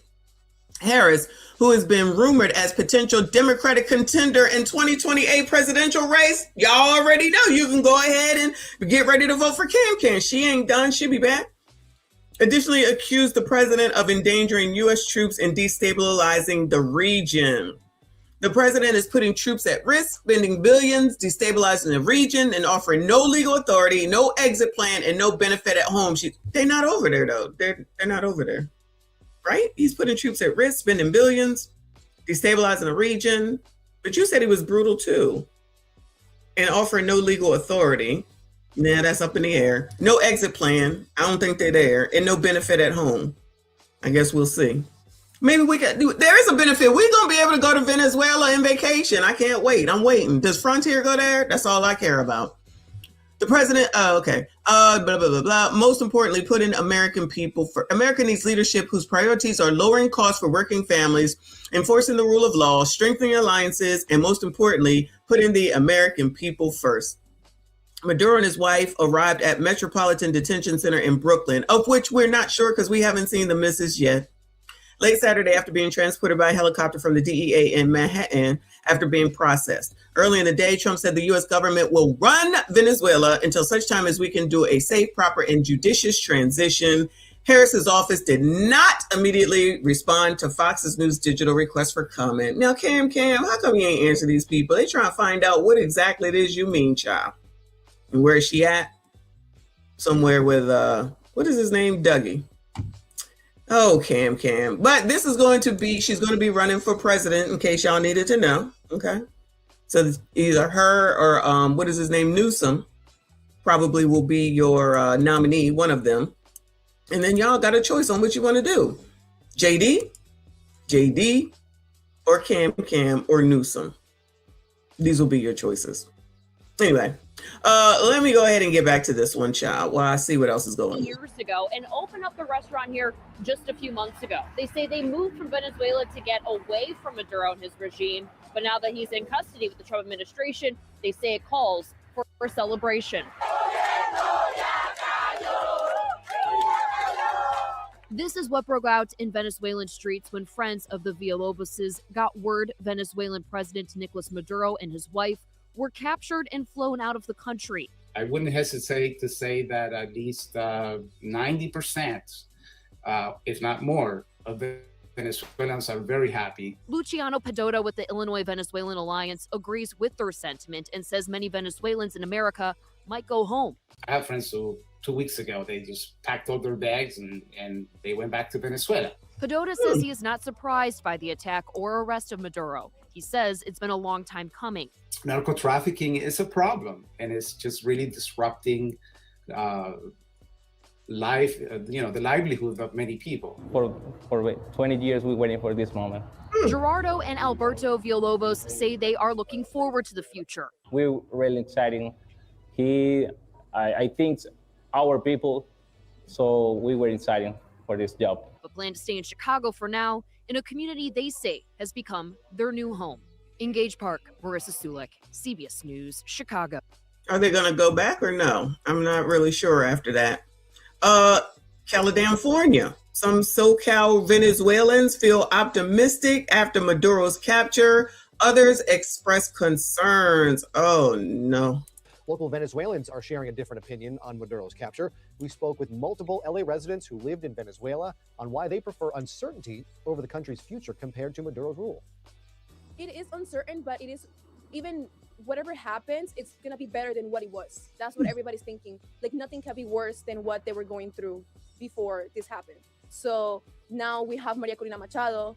Everybody has their trust in her, and she's doing great. Like, she just got the Nobel Peace Prize, and she just keeps going, and she is actually doing what she promised. She said, I'm going to help Venezuela become free. And we see it. Like, it's not just words, we see actions. I think it was the only option that we really had, since Venezuelan people are not allowed to own guns and protect themselves, and we couldn't really fight against them, against the regime in Venezuela. So the only option was intervention from the U.S. So we really support what Donald Trump has done. Why we are so happy? Because we've been in jail for so many years. We've been in this country, my country, in Venezuela. Can you imagine? There's no food. He controls everything. We be controlled by these people, not only him, Diosdado Cabello, and everybody is around him. We cry because now. Oh, they was controlled. They couldn't even figure out what they wanted to eat. Oh, no, that don't sound good. That don't sound good. Somebody somebody do something. This president is the first president to do something. We don't know what is going to happen, but at least this is the first step. It's hope for every Venezuelan. This is a hope. Well, those are just the words and opinions of a few local Venezuelans living here in Los Angeles. They expressed optimism about what happened in their native country and what it means for the country's future. But we also spoke to Professor Miguel Tinker Salas from Pomona College. He is also a Venezuelan historian. Here's what he had to say about what occurred. I think there's a big distinction between those who are supporting Maduro and those who are against U.S. intervention. There's a strong tendency in Venezuela, a strong trend, a strong position in Venezuela to be critical of Maduro, to want his ouster, but to be against the U.S. intervention. This creates a wound in Venezuelan society that will not heal overnight. This was an armed invasion of a country. Let's not mince words about it. The president can call it whatever he wants. This was an armed invasion of a foreign country by U.S. military forces. They can kidnap a president, but they don't control a country. And the real issue here is what will be the future of Venezuela and what is best for Venezuelans. Once the party's over, what happens to the country?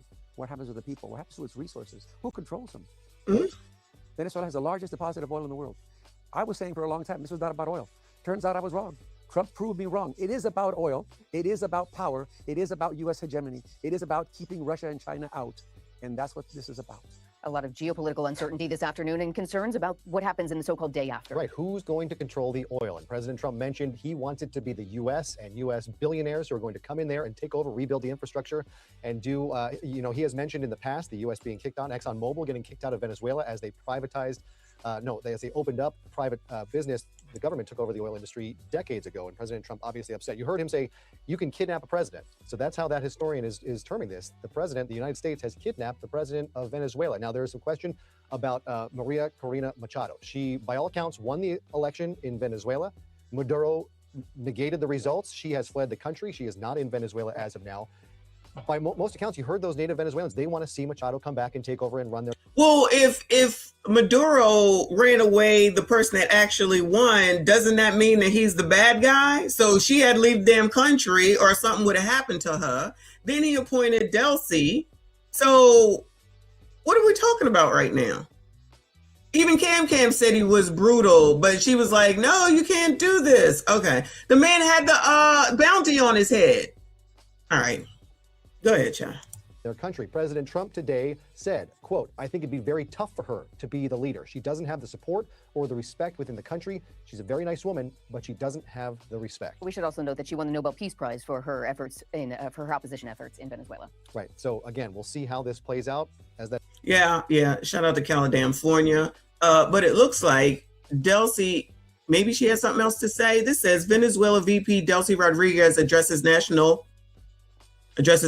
following capture of Nicolas Maduro. It might be the same thing, but let's see if Delcy has something else to say. A Venezuelan court has now directed Venezuelan Vice President Delcy Rodriguez to assume the powers and duties of acting president.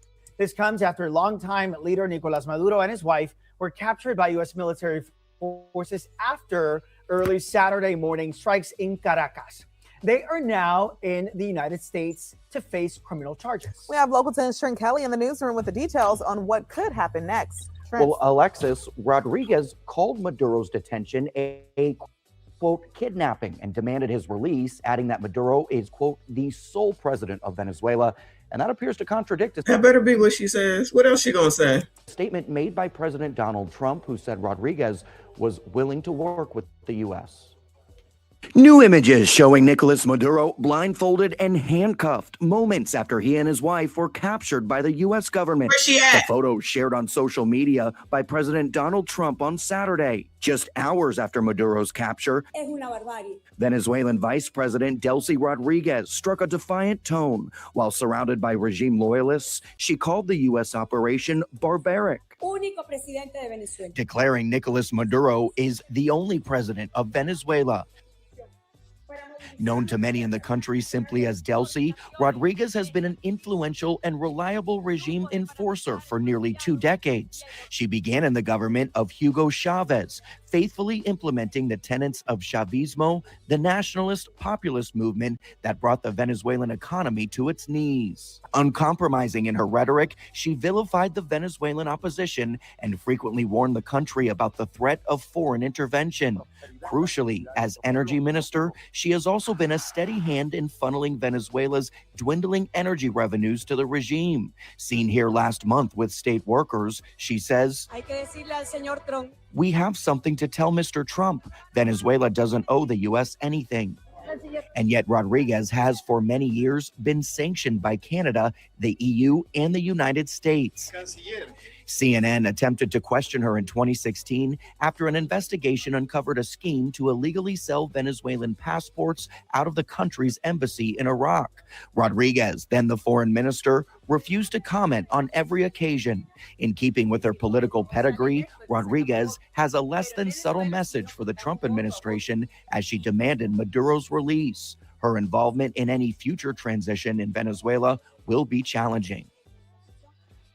So clearly there are still many questions this morning in regards to how the U.S. and Venezuela will move forward with cooperating with each other as they now navigate through this new political space.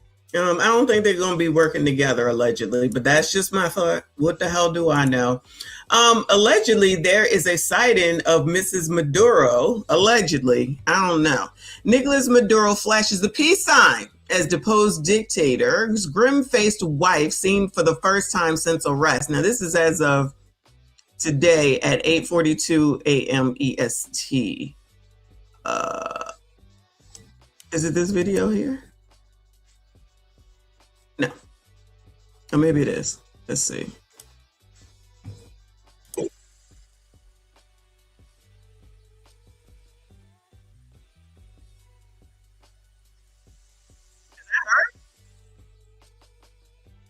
Is that her in a green jacket? Oh, it might be her. Hold on. Let's go back.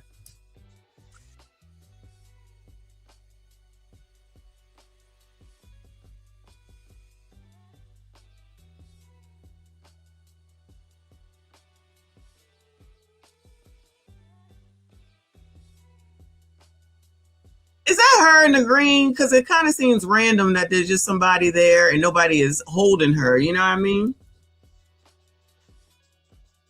Oh, they're holding her there, though.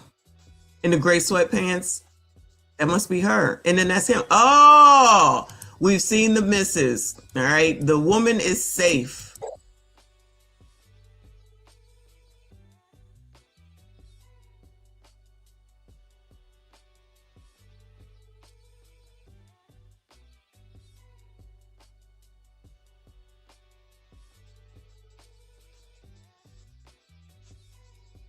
Okay, there you go. Pretty sure that's her, y'all. All right, so she's safe. She's safe. I'm just saying. All right. It says Nicolas Maduro's wife looked grim and withdrawn in the first photos of her since her arrest alongside her husband by American Special Forces. Venezuelan strongman Maduro flashed a thumbs up and a peace sign as he and Celia Flores were escorted in handcuffs and under heavy guard out of the Stewart Air National Guard base north of New York City. It was the first. Oh, yeah, there she is. Right. Yeah, that was her. OK, it was the first time Flores, who married Maduro in 2013, has been seen after her arrest alongside her husband by U.S. Delta Force operations on Friday night. This is amazing. So they arrived at MDC. Isn't that where Diddy is? Ain't that the place he's at? So there she is in the green jacket. Look like she might be half smiling. Him and his baby hat on. There's him with the peace sign. I guess that's them together in another picture. Photos show Flores bundled in a green and yellow hooded sweatshirt, her hands clasped tightly in the front of her chest as armed agents surrounded her on the tarmac. She offered no gestures, no expression as she was moved through a secure area following her arrival. Both Venezuelan leaders were taken to the Metropolitan Detention Center in Brooklyn, where they are set to face narco-terrorism charges. Okay, there's another view of her. All right, we found the wife. Okay? She's safe. The images capture a striking fall for a woman long viewed as one of the most influential and controversial figures inside Venezuela's authoritarian system.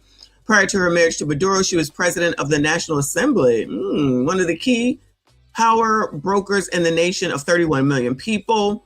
Flores first met Maduro in the early 1990s while both were married. Oh, no. They crossed paths while working in the orbit of Hugo Chavez after his failed coup landed him in prison.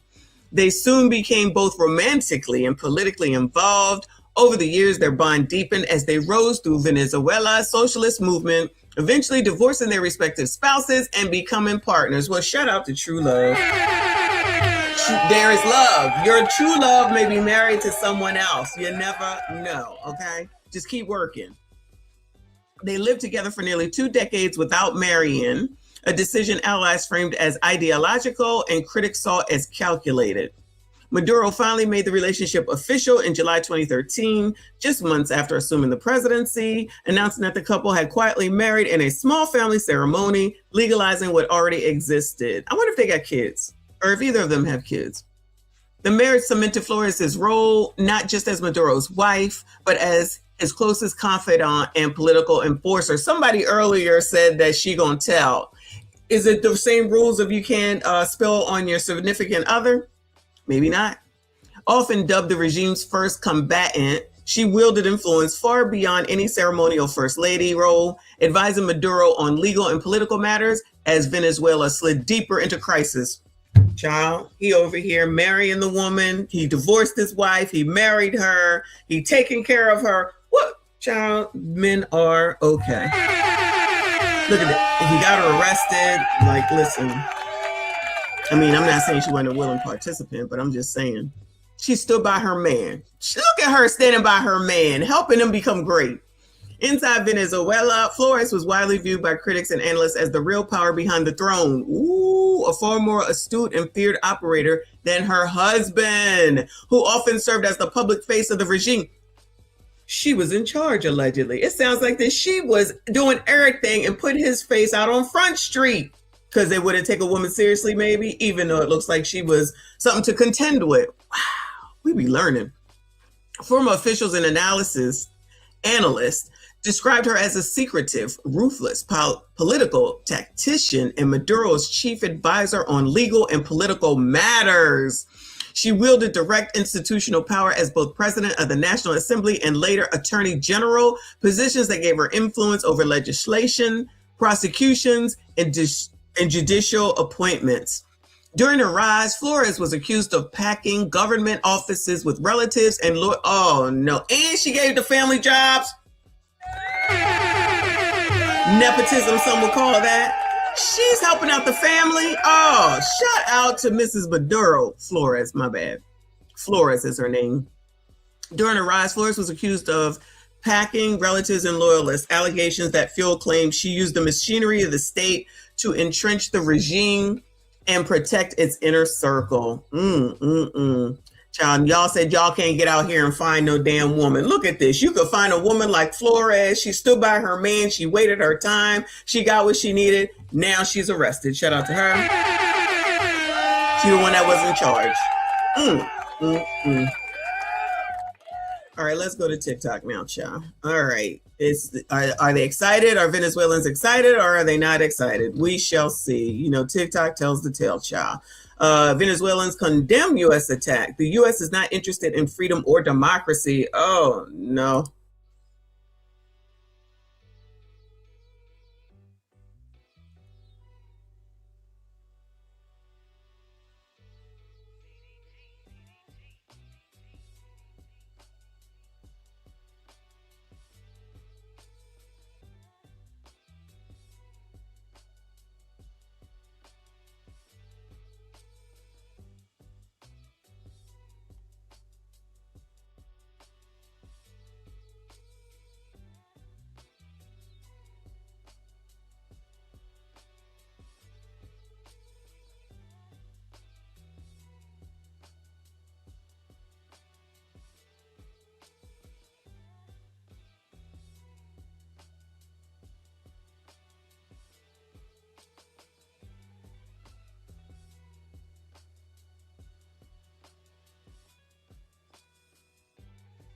Oh Lord, sorry y'all.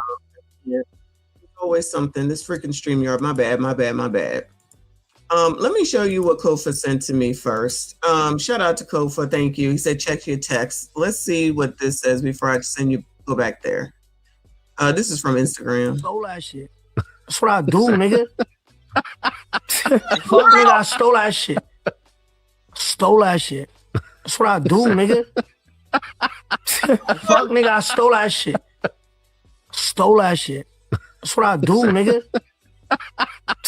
Fuck, nigga, I stole that shit. Seriously, I can't. I cannot. Anyway, y'all, let me. I cannot. Let me go back over here to the TikTok. I apologize. I didn't see. You know, StreamYard be StreamYarding. I'm gonna go to the next one though. The next TikTok.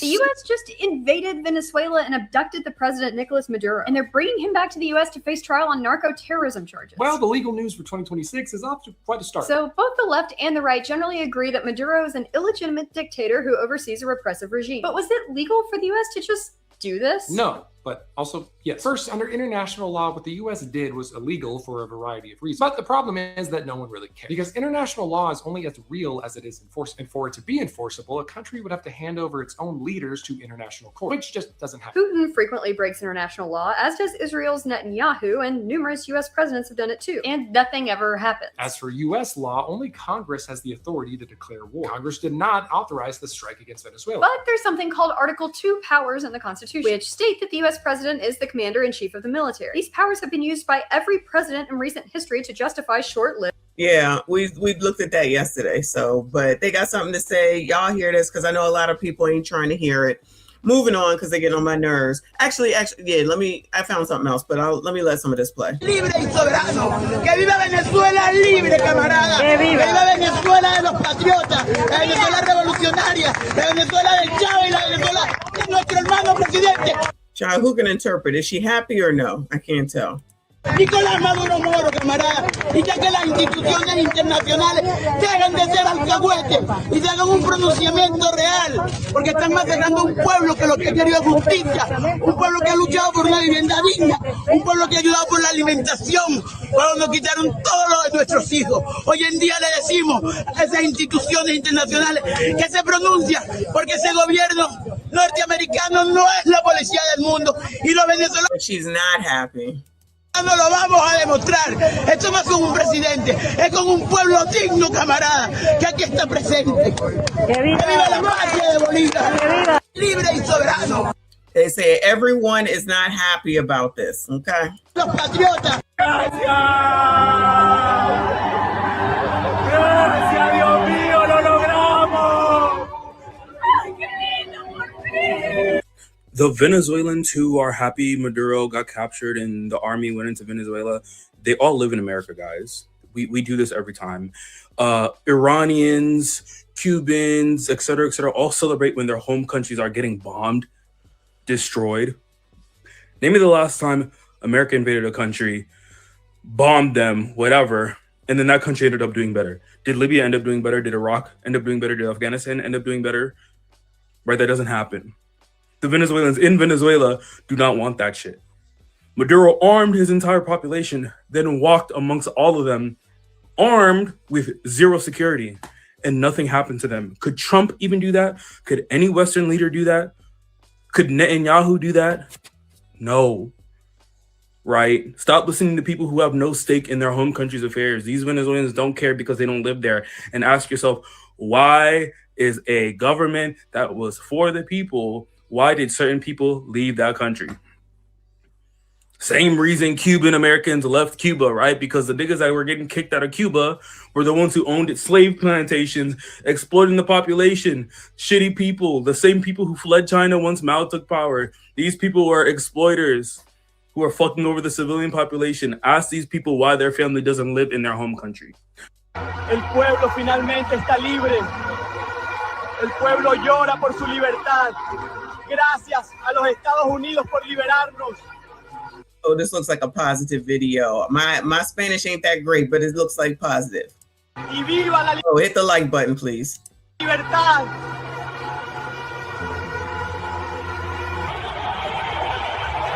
Oye, el dictador cayó.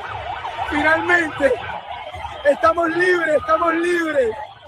Viva Venezuela libre. Gracias, Dios. Gracias. Oye, el dictador cayó finalmente. Granadito, hermano, esto es real. Estamos libres. Mira, mira cómo está la gente. ¡Viva Venezuela libre! Gracias a Dios, esto es para todos los que aguantaron, se logró. Who can interpret?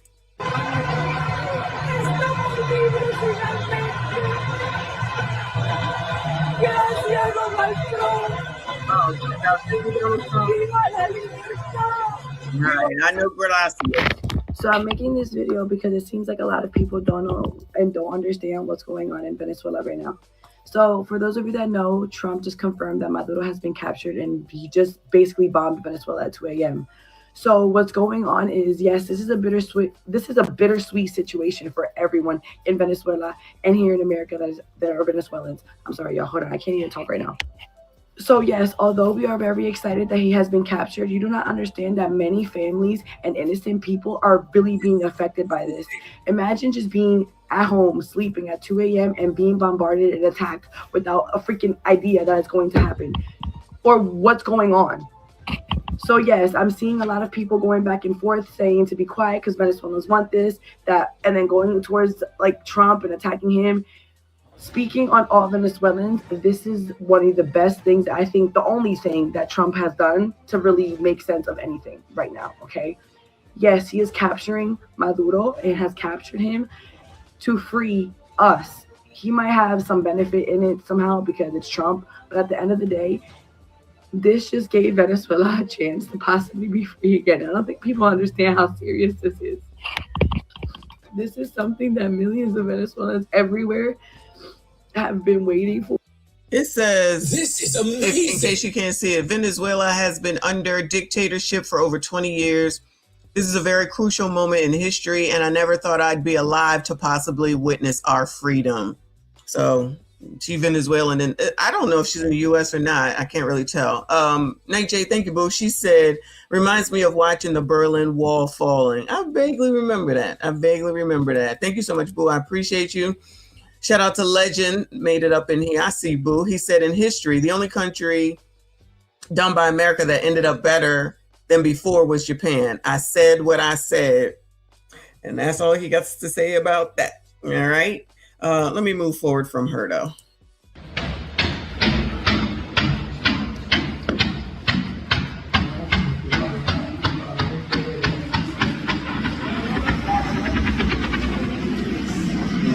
Mira, pero ven acá, no se metan para acá, porque no sabemos que hay ahí que se queda pegado.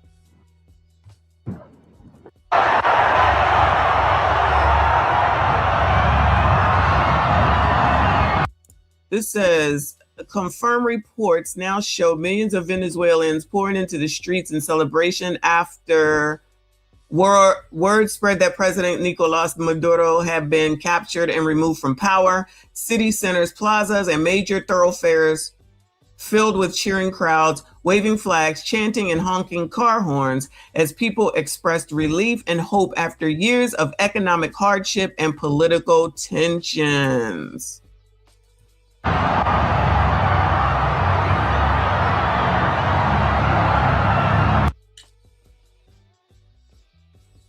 This is in the United States, y'all. Because what they're saying in the comments is that this is someplace in the United States. So this is not Venezuela. And it does look like they all wearing their breast cancer month shirts.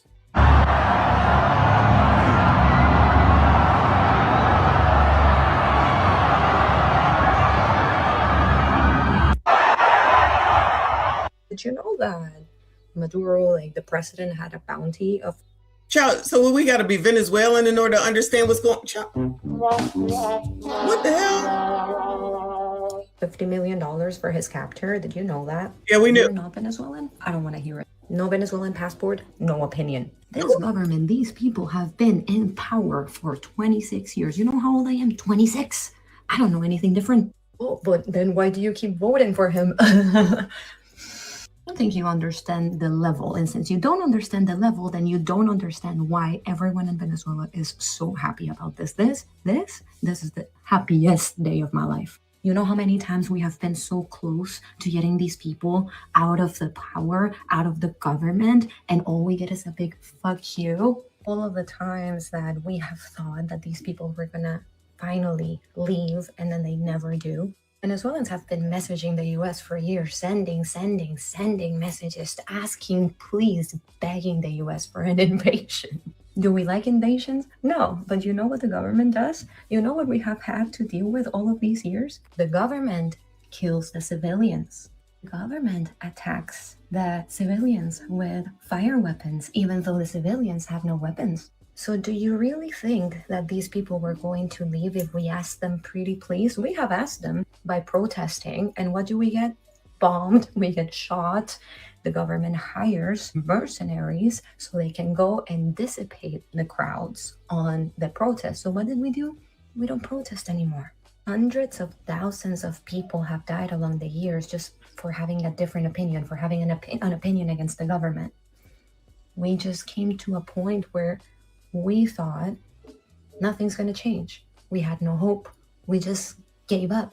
And then last year we had elections and we won, the opposition won. We had the proof.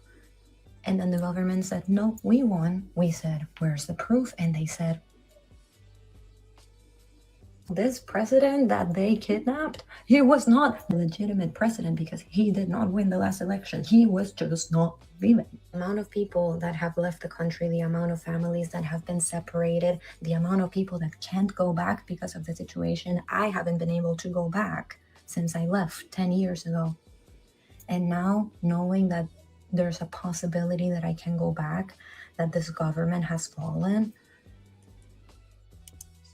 I thought I honestly didn't think I would be alive to see this.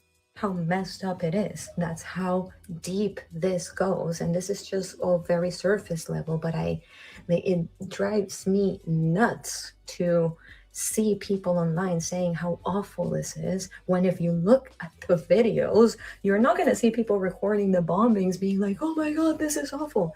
Everyone is cheering. Everyone is celebrating. We cannot believe that this is happening.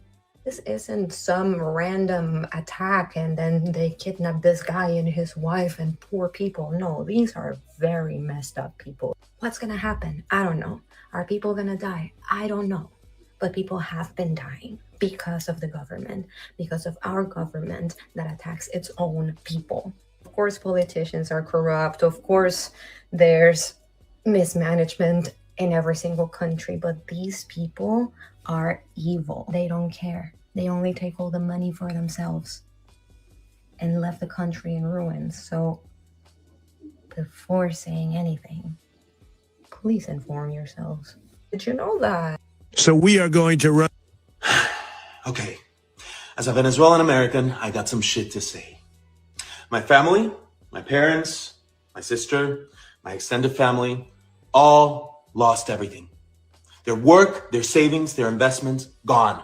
Wiped out by a narco dictatorship that has held Venezuela in a death grip for over 25 years. And what happened to my family has happened to millions, and yes, millions. The Venezuelan exodus is the second largest displacement crisis on earth after Syria. This is not just a tragedy. It is one of the great humanitarian disasters of our time. But the suffering doesn't end there. This regime has jailed hundreds of political prisoners. Thousands have been murdered simply for speaking out. More than a third of the population has fled. 1/3. Not for better opportunities or for the American dream, but to survive, to live, because staying often means death. And while the world may see Venezuela as a collapsed state, what it is in reality is an occupied one. Our territory, our natural resources, and our institutions have been overrun by hostile foreign powers. Iranian militias, Chinese corporations, Russian intelligence, all exploiting our country with impunity. Venezuela is no longer just a local crisis. It is now a geopolitical threat that endangers the entire Western Hemisphere. It has become a launch pad for an authoritarian expansion in the Americas. And in the midst of all of this, one woman has dared to lead the charge for freedom. Maria Corina Machado. In 2024, against every odd, she led a peaceful democratic uprising that won the election. Her team smuggled physical voting receipts out of the country, hard proof of victory that the regime tried to bury. Her courage has lit a fire in the hearts of millions of Venezuelans desperate to believe that change is still possible. But now some have questioned her decision to dedicate her Nobel Prize to Donald Trump. Okay, I get that. But here's the truth. It was a brilliant strategic move in the global chessboard of politics. Maria Corina is no fool. She knows exactly the kind of man Trump is. She knows how much he campaigned for it, loudly and relentlessly, to win that very same prize. She knows how symbolic and personal that recognition is to him. And precisely because of that, she understood that this gesture might be the thing that keeps his attention focused on Venezuela at a time when U.S. presence and pressure in the Caribbean is rising. She didn't dedicate that award to flatter him. She did it to protect and preserve the one kind of power that could help shift the course of history. Because for her, this isn't about pride. It's not about optics. It's about freedom. And let's be very clear. Maria Corina is not asking for the U.S. to invade Venezuela. She's not campaigning for war. Venezuela is already invaded. It is held hostage by a narco state, overrun by foreign agents and enemies of democracy, Russians, Iranians, Chinese, all operating freely, weaponizing our land and resources to expand their influence across Latin America. What Maria Corina is calling for, what millions of Venezuelans are praying for, is the support of the only military on earth capable of countering that threat and helping to free our people. This is not imperialism. This is liberation. She's not playing partisan games. She's playing for Venezuela's life. Because this isn't theoretical. This isn't academic. This is life or death. So yes, it is time to honor her bravery, but more importantly, it is time for the world, especially the free world, to recognize what's at stake. The fight for Venezuela is a fight for freedom, for democracy, and for the stability of an entire continent. If we truly care about liberty, human dignity, and peace in the Americas, then Venezuela's fight must matter to all of us. Que viva Venezuela, que viva Maria Corina Machado.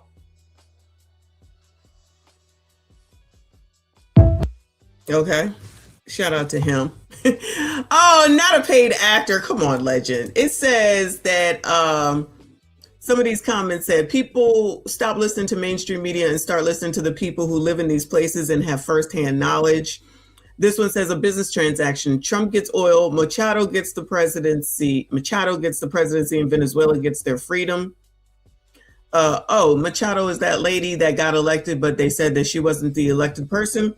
This was the most beautiful, passionate, and educational speech I've seen in a while. Thank you. Congratulations to Venezuela. I am praying for your country.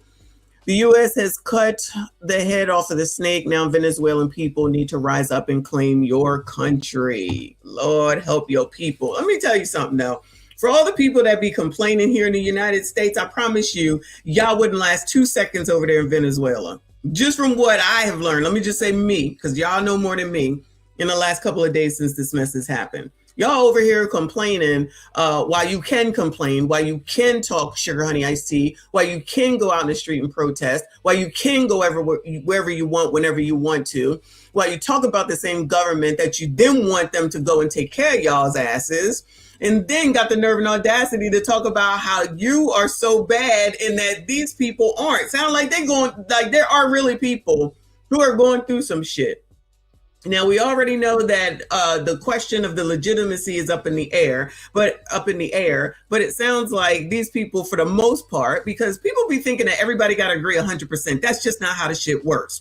But it seems like the majority of the people that are Venezuelan or from Venezuela are happy about this mess. That man had a $50 million bounty on his head. So what are we talking about right now? For the United States, it's because it's Donald Trump. That's the problem, right? That's the biggest problem. It's because it's him. But second of all, why are you not listening to what these people are saying and then recognize the fact on how much freedom you actually have here, where they could not do half of the shit that Americans do over there. Not half of the shit that Americans do here could they do over there. But everybody always know what's best for anybody else. Child, I don't know what in the hell, is going on over in Venezuela. If I can vacation there, I'll go over there. But living the way that some of these people said, you can have that shit.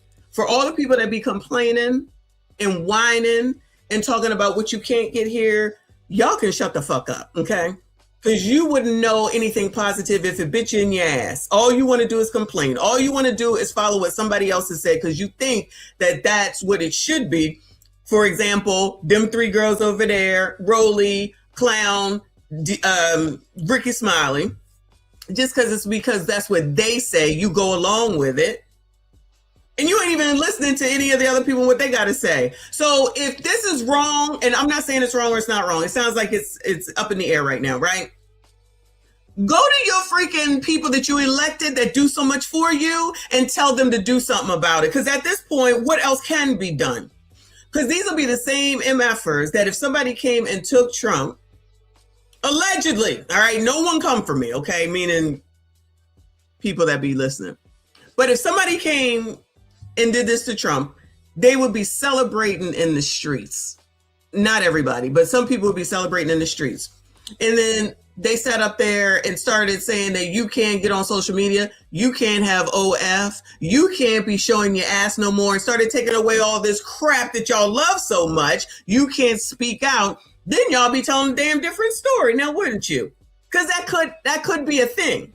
If somebody else took over, and then they start telling y'all what you can and cannot do. They started telling y'all what you can and cannot do. Then you see what them freedoms were. You know who found out what their freedoms was? When what's her name was over there in Russia, trying to bring that vape pen back. And they said, hell no, your ass going to jail. Y'all over here talking about, it's only a vape pen. Bitch, you're not in the United States when you're over there. You here. You're here. And you can run off at the mouth. Y'all don't even appreciate the freaking freedom that you have. All you want to do, the freedom to even talk negatively and nastily about the person that's the president of the United States. Ain't nothing that man could do to anybody that has the TDS. There's nothing that he can do that's positive as far as y'all's concerned. He saved your stupid ass TikTok, y'all still mad.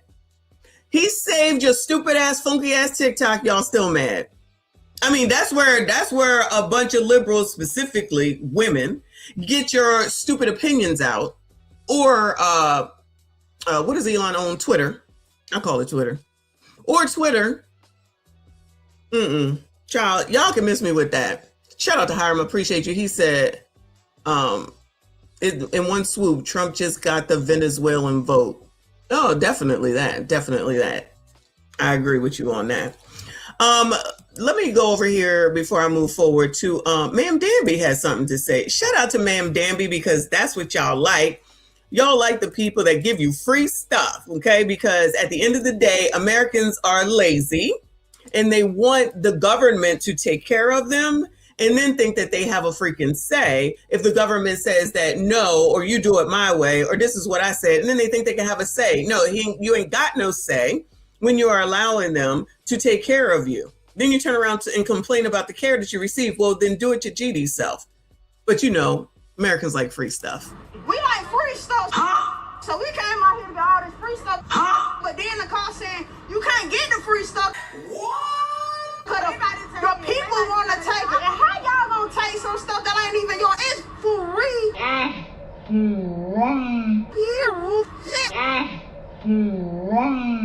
So I got my 2 baskets and took the bus or whatever.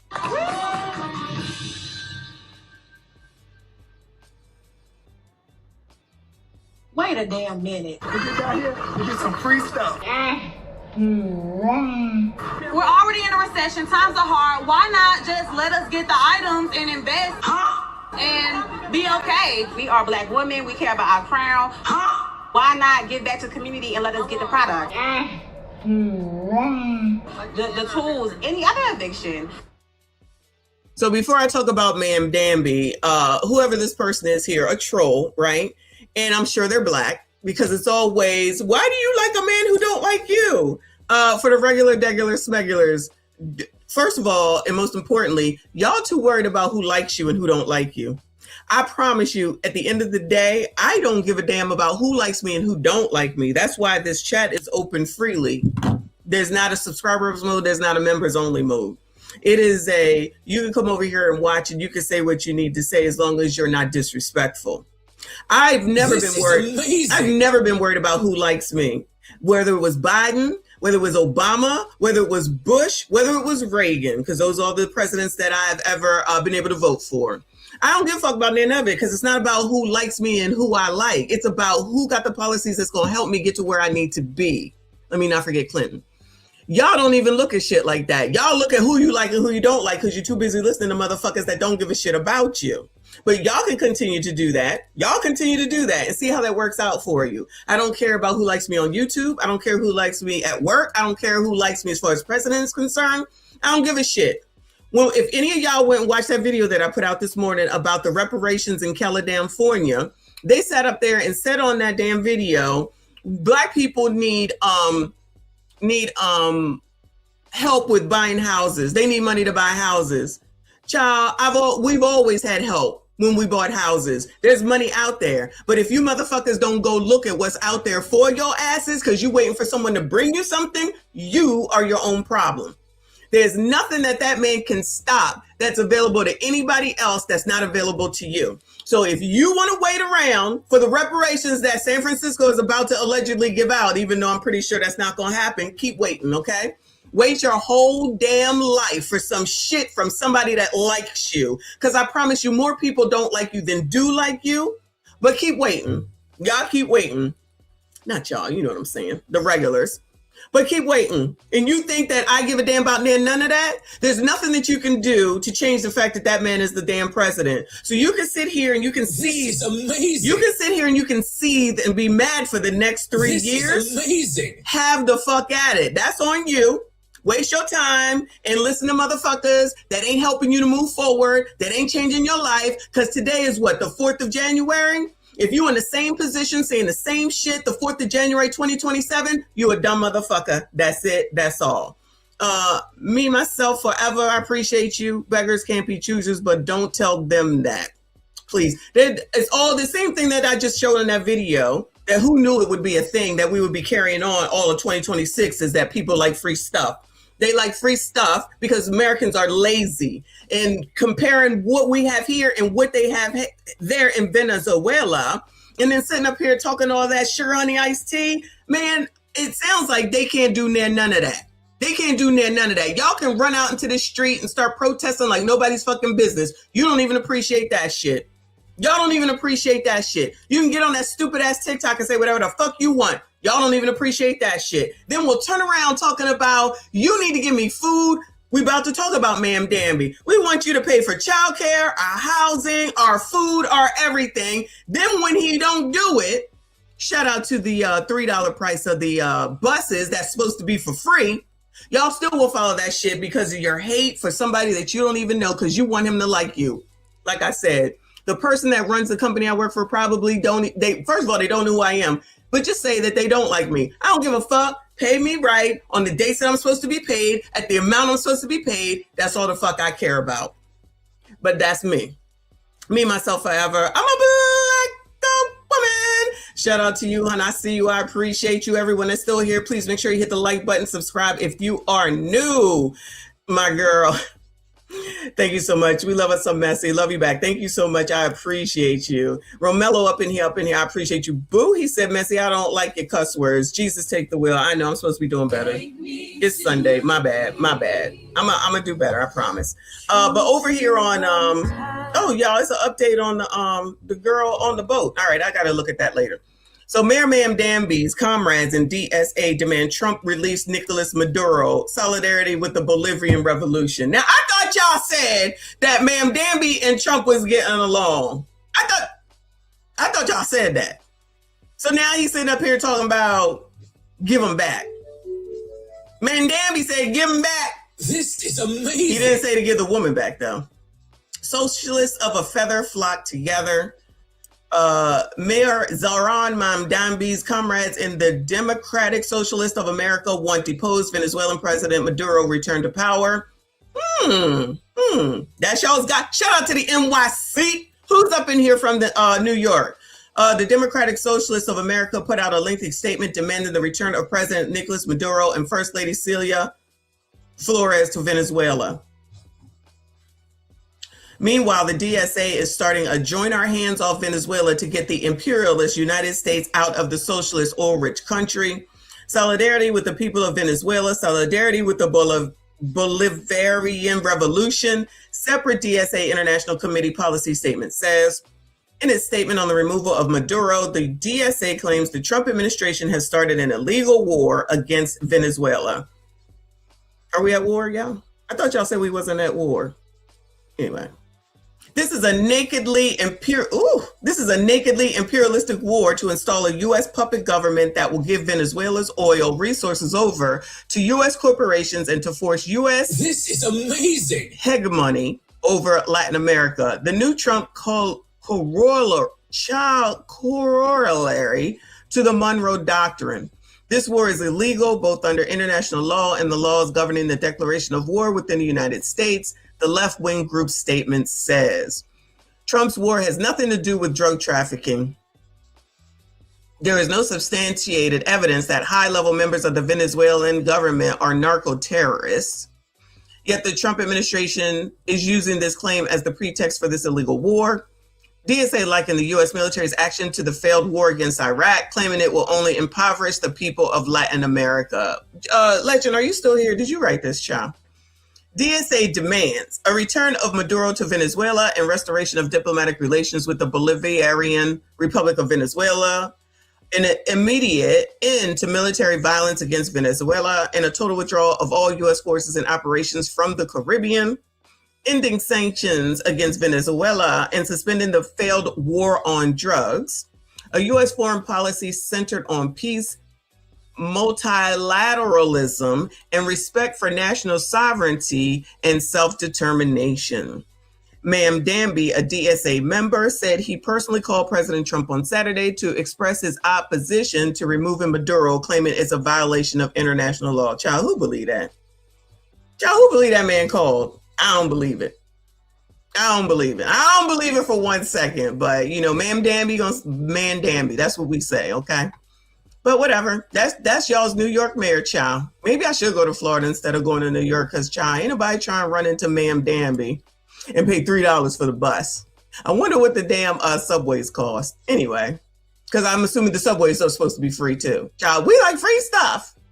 Season where we don't have electricity, like in your area, Monday, Wednesday, and Friday, you are not going to have electricity in your house from 6 a.m. to 3 p.m. And on Wednesday, for 3 p.m. to 9 p.m. And we live with that for so long. Same with the water. The water is coming just 1 hour, 12 to 1. You need to take all the water that you need at that time to drink, to clean, to shower, to do everything in 1 hour. Wait, what is she talking about? Hold on. Because I know people in the Caribbean where they do have rolling blackouts, which is crazy to me, but we all don't live the same.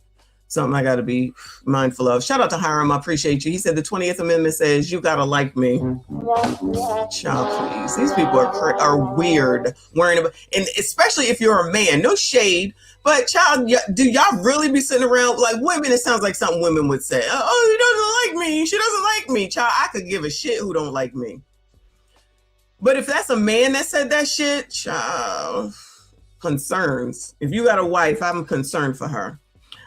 Me, myself, forever, brother from NYC, right? Oh, okay, boo. Thank you. I apologize. Thank you so much. Shout out to you. Thank you so much. Romello said Exxon is offshore of Guyana, next to Venezuela. Shout out to Guyana. Hopefully I get there one day. Anyway, shout out to y'all. I see you. I appreciate you. Come on, girl. What you saying? It was a season where we don't have electricity, like in your area, Monday, Wednesday, and Friday. You are not going to have electricity in your house from 6 a.m. to 3 p.m. And on Wednesday from 3 p.m. to 9 p.m. And we live with that for so long. Same with the water. The water is coming just 1 hour, 12 to 1.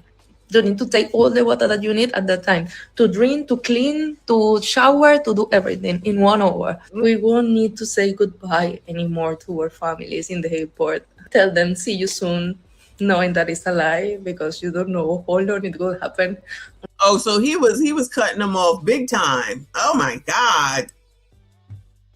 Until you see them again, we celebrate them because we grow up normalizing things that could never be normal, like going to the supermarket and don't find nothing on it. Like have all the money that you have in your pockets, but you want to buy food and it's not food in there, knowing that you need to go and do lines at 4 a.m. in the morning, huge lines to get a bag with food, knowing that it's no medicines in the pharmacy and you need to find antibiotics in Facebook. Narcoterrorism, corruption, he stole billions of dollars. So I guess narco-terrorism is a lot more than just maybe running drugs or something. Child, I don't give a damn about none of the oil, but she's right there. She's talking about what it's like. She's talking about what it's like. It sounds like they ain't have shit to me. Maybe I'm listening to it wrong. Y'all tell me what I'm hearing. I'm hearing that she's like, we ain't got no electricity unless he says so. We ain't got no food unless he says so. We ain't got no antibiotics if we sick unless we find it on Facebook. What kind of mess is that? Again, Americans with all their freedom don't be thinking about nobody but their damn selves, child. He killed a bunch of innocent people in protest. He put on jail. He tortured. Venezuela have one of the biggest torture places, recruitments in the world. Yeah, that very old wise, he's still doing that. He destroyed every democratic institution that can exist in Venezuela. We vote. We have presidential election and he lose and he don't want to leave the power. So what's no other way to take him out? I am more than happy because we tried everything. This was like our last hope. This is what we was waiting for and finally happened. And I am more happy because I feel was a smooth intervention. I thought was going to be more chaotic, like with Panama years ago, but no, they reached 2 a.m. in the morning. By 3 a.m. they take the man out. They don't kill nobody. It's not even a civil person dead. So yeah, I am. A lot of people asking. So people was asking her questions. This first comment says, man, about the oil bill, where she was saying, we know Trump wants the oil, but China and Russia have been getting oil and not helping one bit. I generally hope Venezuela gets better leaders, which is what y'all were saying as well. But again, it doesn't matter what the man does. It would be considered wrong. Child, if they okay with it, just like she said, nobody died. And no, I don't believe troops. They said no troops, American troops are there. So, I mean, I guess they're not there. That's what she said too.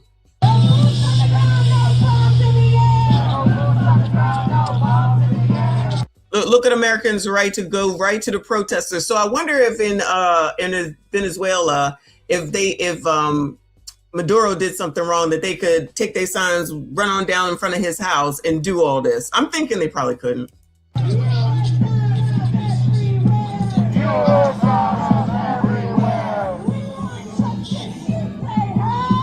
want justice, you say how? Intersection right now. We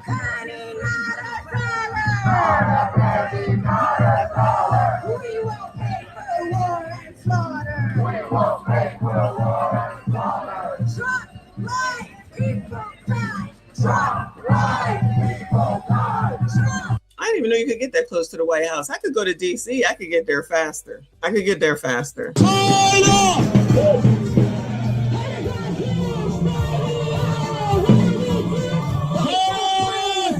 Did they not hear he was down in Florida? Did they not know he was down in Mar-a-Lago? All right. I'm a Venezuelan that lives in the United States and is a Democrat.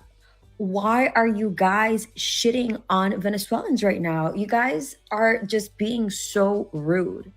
Like, do you know how many deaths this man has, how much blood he has on his hands? And yeah, it was Trump. He got him. Am I super happy it was him? No. But you got to give credit where credit is due. Like, no, they he don't do did that here. what no one thought. I never thought I would live to see this. Ever. Like, I'm in shock. And it makes me sad that you guys are just like saying he was a sovereign president. He wasn't. He was a dictator. Why don't you take this energy to see who he really was and then come back with your opinions? Like, just let us have this moment, please. I'm a Venezuelan that lives in the United States and is a Democrat. When I seen that video of Venezuela being bombed, I bust out crying. When I seen the videos of Venezuelans in Miami cheering and hip hip hooray, I got fucking confused. Because I'm just like, wait, huh? What do you mean? Like, why are they happy? Why are the ones that's in America, happy that your own people is being destroyed? Can somebody explain that to me? Because that shit doesn't make any sense. Like, that confused the fuck out of me. How are you cheering on the destruction of your own country? Okay, I can't say it's all immigrants because I've had great friends that are immigrants. But one thing I can say is a lot of immigrants do not give a fuck about their own people. They don't. Maduro was evil, and maybe he got what he deserved. He questioned elections, relied on misinformation to maintain support, used the military against his own people, attacked the independent media, was a criminal, weaponized his justice system, lied about the results of elections, stole from his own people, and used government to enrich his oligarch friends who helped him win elections. Maduro was evil, and maybe he got what he deserved. He questioned elections, relied on misinformation to maintain. Well, obviously, we know what he's saying here, and I don't disagree with some of the things that he's saying, but do something about it. See, this is the part where I'm saying that all these people that everybody believe in that got elected, you love all these people that you got elected, you think they're supposed to care about you. What are they doing? Isn't it their job to correct this? If the president did something wrong, ain't that what they there for? So what they gonna do? So what are they gonna do? Why aren't y'all going to talk to them? How come they not out here having a meeting for y'all to come and talk to them? They never do that. I never see that. Shout out to Ms. AB. I appreciate you. She said, USA, USA, USA, freedom. Congrats to Venezuela. Thank you so much, hon. I appreciate you. A few more of these, and then I'm gonna look at this video about because we're not getting a daycare today. This video about the girl that went at Elon and then effed around and found out. Okay, but lied about. Hi, my name is Paula, and I am Venezuelan, born in. Her caption says, "Stop explaining Venezuela to Venezuelans. We are happy." Race. I've lived in the United States for almost 10 years to the date, and I am an American citizen also, by the way. The main reason why I'm coming here today, I'm literally nobody, and if this reaches one person, my job here, that one person that didn't know what was happening in Venezuela, and now they do, my work here is done. I am outraged about the comments I've been seeing today. I made the mistake myself of going on social media and reading all the news outlets reporting on the news of the Venezuelan strikes. Yeah, don't do that. Military strikes to remove Maduro. Thank you.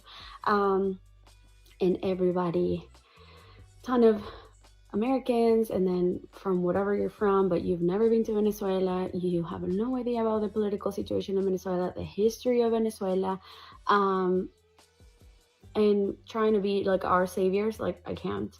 Let me set some things straight. First of all, the regime has been going on since 1998 when Chavez was elected president. From there on, their country is the mess, in good words, that it is today. We have suffered a lot. The Senate was dissolved. The Constitution was changed. They bought the military, all the armed forces. Many people have been killed, kidnapped. You can go do the Google search yourself, or just ask, because clearly Google is not working for you people. Google is your friend. 3 things I want to get across today. 1, Venezuelans are sad. No, we're not. This is literally the happiest day of our life. This is our second independence. We are still in shock, complete shock about what finally happened. We have been wanting this. We have been praying for this. We have been literally anybody that we have been able to go to and ask, and nobody listened to us. So we are happy. Enjoy. And even if you're a Venezuelan in Venezuela or a Venezuelan outside of Venezuela, in any country that you are, if you left 10, 15 years ago, 5 days ago, or a week ago, we are all happy. So don't worry about us. We're happy. The United States only attacking Venezuela because of the oil. People, we do not control our oil. We haven't seen our oil. Russia, Iran, Cuba, China, whatever other countries, Central America and South America, we've been giving away our oil to all these countries. Like, we're not seeing that. Anyways, so, and we used to have trades and whatever other things with the United States before Chavez about our oil, and our country was working fine. So the way we don't care, don't worry about us. If the United States wants to take our oil, we will be happy to be giving away the oil to the United States. If that I know they don't like to hear that, child. Oh no. Legend, you still here? You hear this, right? means that our country is going to be safe, and that us citizens or residents of whatever of Venezuela are going to be good, are going to be able to make money, are going to be able to retire, which none of those things are happening right now. And then number 3, if you're worried about what United States did to Venezuela and that what's going to happen now, nothing, literally, and I mean this, nothing can be worse than the hell we've lived up until now. So stop, and I mean this, stop trying to explain Venezuela to Venezuelans. Stop. If you want to know, reach out to someone from Venezuela, okay? Either that are living there or that left. So again, I am very upset. I am outraged. I spent a dumb amount of time today on social media reading all these comments, and that was my own mistake. And that's why I felt compelled to make this video, leave it open. I am open to answer any and all questions if you're genuinely wanting to know what's going on. Any comments about trying to explain to me what's happening or how I must feel today, like, you're out. I'm not kidding. Thank you very much. Well, there you go. She said what she said. Anyway, so that's all I can stand for TikTok today. But they said it looks like most of them are happy. We're just going by TikTok and some of the videos where they're on talking to media and everything. I know a lot of y'all, mainstream media, kiss my ass. Okay, if there's something that you want to know, carry your ass on over to Google or wherever it is that you want to know some shit from and go figure it the fuck out. It's just not that serious to me. You be the same motherfuckers that's worried about if somebody likes you or not. I promise you, I could care less. But let me go ahead and look at this video from this lady, the creator is Black Anomaly Rising, about the Somali woman who begs for mercy after threatening Elon Musk. Child. See, this is the same freedom that I was talking about before. Okay, people here think that they can do whatever they want to with no consequence, which I'm thinking that over in Venezuela, probably not an option. Probably not an option. But here, you can just go ahead and threaten people and think that you're going to get away with it. But you never know what's going to go viral and who's going to find it out. Your job, Elon, Trump, JD, Joe Biden, I don't know, whoever, Obama.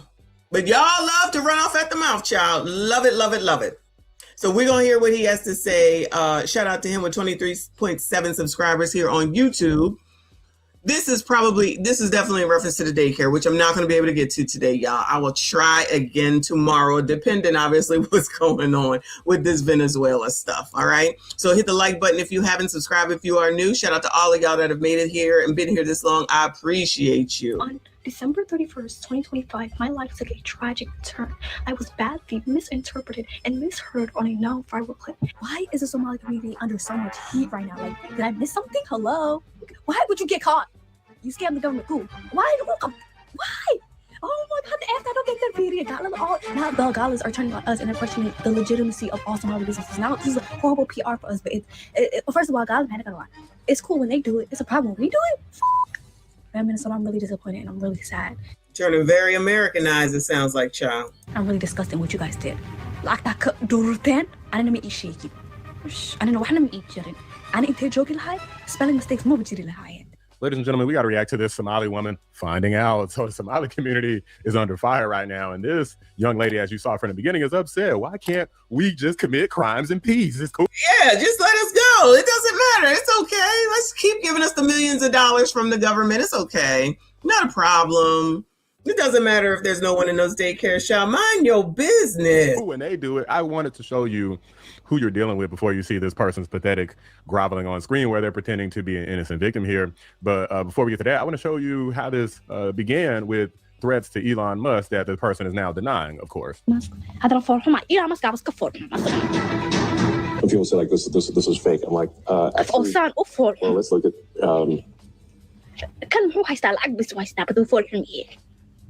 let's go for it.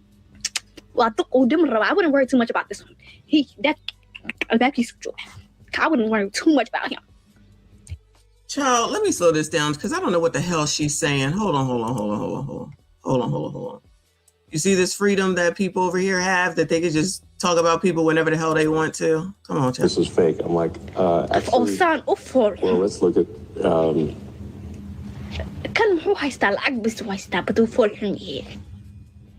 let's go for it. Well, I wouldn't worry too much about this one. That piece of joy. I wouldn't worry too much about him. He about to die. Now, girl, what? What in the world, girl? What? Well, I wouldn't worry too much about this one. That piece of joy. I wouldn't worry too much about him. He about to die. Now, in the follow-up video, they're going to try to claim that, they're talking about, well, Elon Musk is experiencing health issues and he's old and all this other stuff. Doesn't make any sense. Is Elon old? Is he got health issues? I don't know nothing about him. Whatsoever. Elon Musk is not that old, number one. And number two, I'm not even aware of any health issues that this man is experiencing. Okay. So I don't know what the hell this person's talking about. I personally think they're just trying to cover their ass. But let's go ahead and react to this person just over here just crying like, oh, no. You guys are taking everything that I said out of context. I'm the victim now. By the way, guys, there's a new feature on YouTube where you can hype videos. So be sure to like the video, hype the video. Musk's name are being voiced in the same breath. I wouldn't believe you. But here I am today. Hello, if you know who I am, do you know why this video has to be made? On December 31st. Well, now she's speaking clear English and she's a little slow with the... Girl, what is going on? Where all that energy go? Child, she was sounding like the way Trent talks when he's talking to the bird, child. I'm like, who are you talking to? 2025, my life took a tragic turn. I was badly misinterpreted and misheard on a now viral clip. No. Oh, now she's reading. You see that? Oh, now you're reading. You're not doing free-for-alls now, child? Today. Hello, if you know who I am, do you know why this video has to be made? On December 31st, 2025, my life took a tragic turn. I was badly misinterpreted and misheard on a now viral clip. No, they're saying Boo earns. Boo earns. In this clip, my words and what they are being translated to has been taken greatly out of context. I want to make myself clear. I never intended or even aimed to threaten the life of Elon Musk. I'm not a person that carries around hate. The media and Elon have taken my words completely out of context, and it's been deeply hurtful to watch how that's turned into me being dehumanized and painted as a villain. For context, the clip going viral was taken from a longer live segment and edited in a way that removes the heart of what I was trying to say. During that stream, some of my supporters asked me about my thoughts on Elon Musk in relation to his health after viral photos of him in swim shorts surfaced. My intention was to never mock, insult, or be cruel in any way. What I was trying to express came from my personal experience as a Child, you should take that over to Venezuela when Maduro was in charge and see what he would have done when he showed up in shorts and you talked that shit and it went viral and see what would have happened then. Allegedly. Asked me about my thoughts on Elon Musk in relation to his health after viral photos of him in swim shorts surfaced. My intention was to never mock, insult, or be cruel in any way. What I was trying to express came from my personal experience. As a person gets older, health becomes more important, and it is something we should all be taking seriously and treat with care. My message was meant to encourage kindness towards our bodies and towards one another if we want to live a long, luxurious life. Instead, that message was twisted. Oh, she cares for Elon. Oh, here y'all go, caring for people that you don't know. Oh, now she cares for him. Oh, that's sweet. I've heard that a lot, Christopher. Thank you so much. I love hearing that. Shout out to Ava. Shout out to Abbott Elementary. I love it, love it, love it. Shout out to all of y'all still here. This is it. After this, I'm done. I got to eat. As usual. Shout out to all of y'all that made it this far. I appreciate you. Hit the like button for me. Subscribe if you are new. Health becomes more important, and it is something we should all be taking seriously and treat with care. My message was meant to encourage kindness towards our bodies and towards one another if we want to live a long, luxurious life. Instead, that message was twisted, stripped of its context, and turned into something it was never meant to be. This is more interpreted as dismissive rather than a literal threat. Elon Musk tweeted the same viral video twice. I assume the first time didn't get the reaction he wanted, both hours apart. One where he said, and I quote, "wonderful people," and the most recent time that is currently still pinned at the top of his profile stating, and I quote, "then it is war." While Somali hate is at an all-time high right now, Elon is a... Oh, now we want to go into the Somali hate. So Somalis think they can say whatever the hell it is that they want to, and then they're going to take a page out of somebody, who is that always be crying racism with regard to everything. Shout out to Ms. AB. Thank you, hun. She said, example of FAFO in a person. She's sorry now. She can save it. We already know she full of shit. Girl, where all the clicking go? Like Jay keeps saying, where all the talking to the bird did go? Where, girl? Now you all reading from a script, all written out. Make sure you say it word for word. All quiet. Now it's Somalis. Oh, poor thing. Let me see if it's still up on his Twitter. She's saying that he's made 2 responses to her, and one is still pinned on his Twitter. Wonderful people. And the most recent time that is currently still pinned at the top of his profile stating, and I quote, "then it is war." While Somali hate is at an all-time high right now, Elon is a very powerful man and has endless amount of supporters. This will forever be a losing match for me. Elon Musk is coming at me with full force, but I don't remember when I signed up to be an scapegoat, but okay. This tweet has caused me great discomfort. My intentions were to never make Elon Musk uncomfortable or feel unsafe in any way. Why would you, I'm sure Elon Musk was not really worried about you. I'm looking at his Twitter, and he has pinned something else different as of 4 hours ago. So she lucky, because I can see it. I can't see it, like physically see it, but I can see him doing that. And then she was like, oh, he's powerful. Oh, well, you should have remembered that when you was running off at the mouth. You should have remembered that when you was running off at the mouth. F around and find out, true AF, okay? Just like Ms. AB said. Child, please. Ain't nobody got no empathy or sympathy for you. Shout out to Romello. Appreciate you. She said, look at me. I'm the victim now. Exactly. As usual, never want to accept any accountability.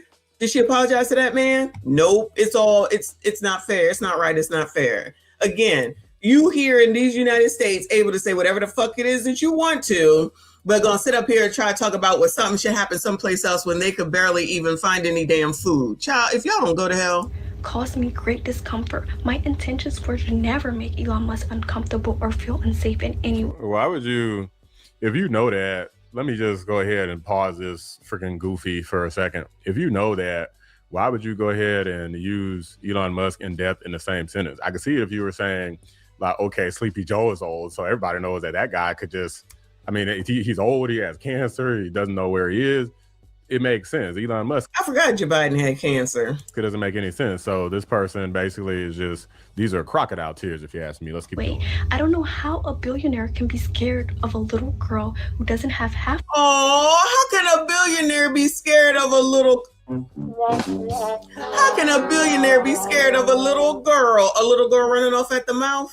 A little girl that's saying shit she ain't got no business being said? Where your mama at, child? What she got to say about this? Where your daddy at? What he got to say about this? Bringing shame to the family name. Interesting how you get over here to these United States and you think that you're free to do and say whatever the hell it is that you want. Take this accountability and those consequences. Say something about Trump, see what happens.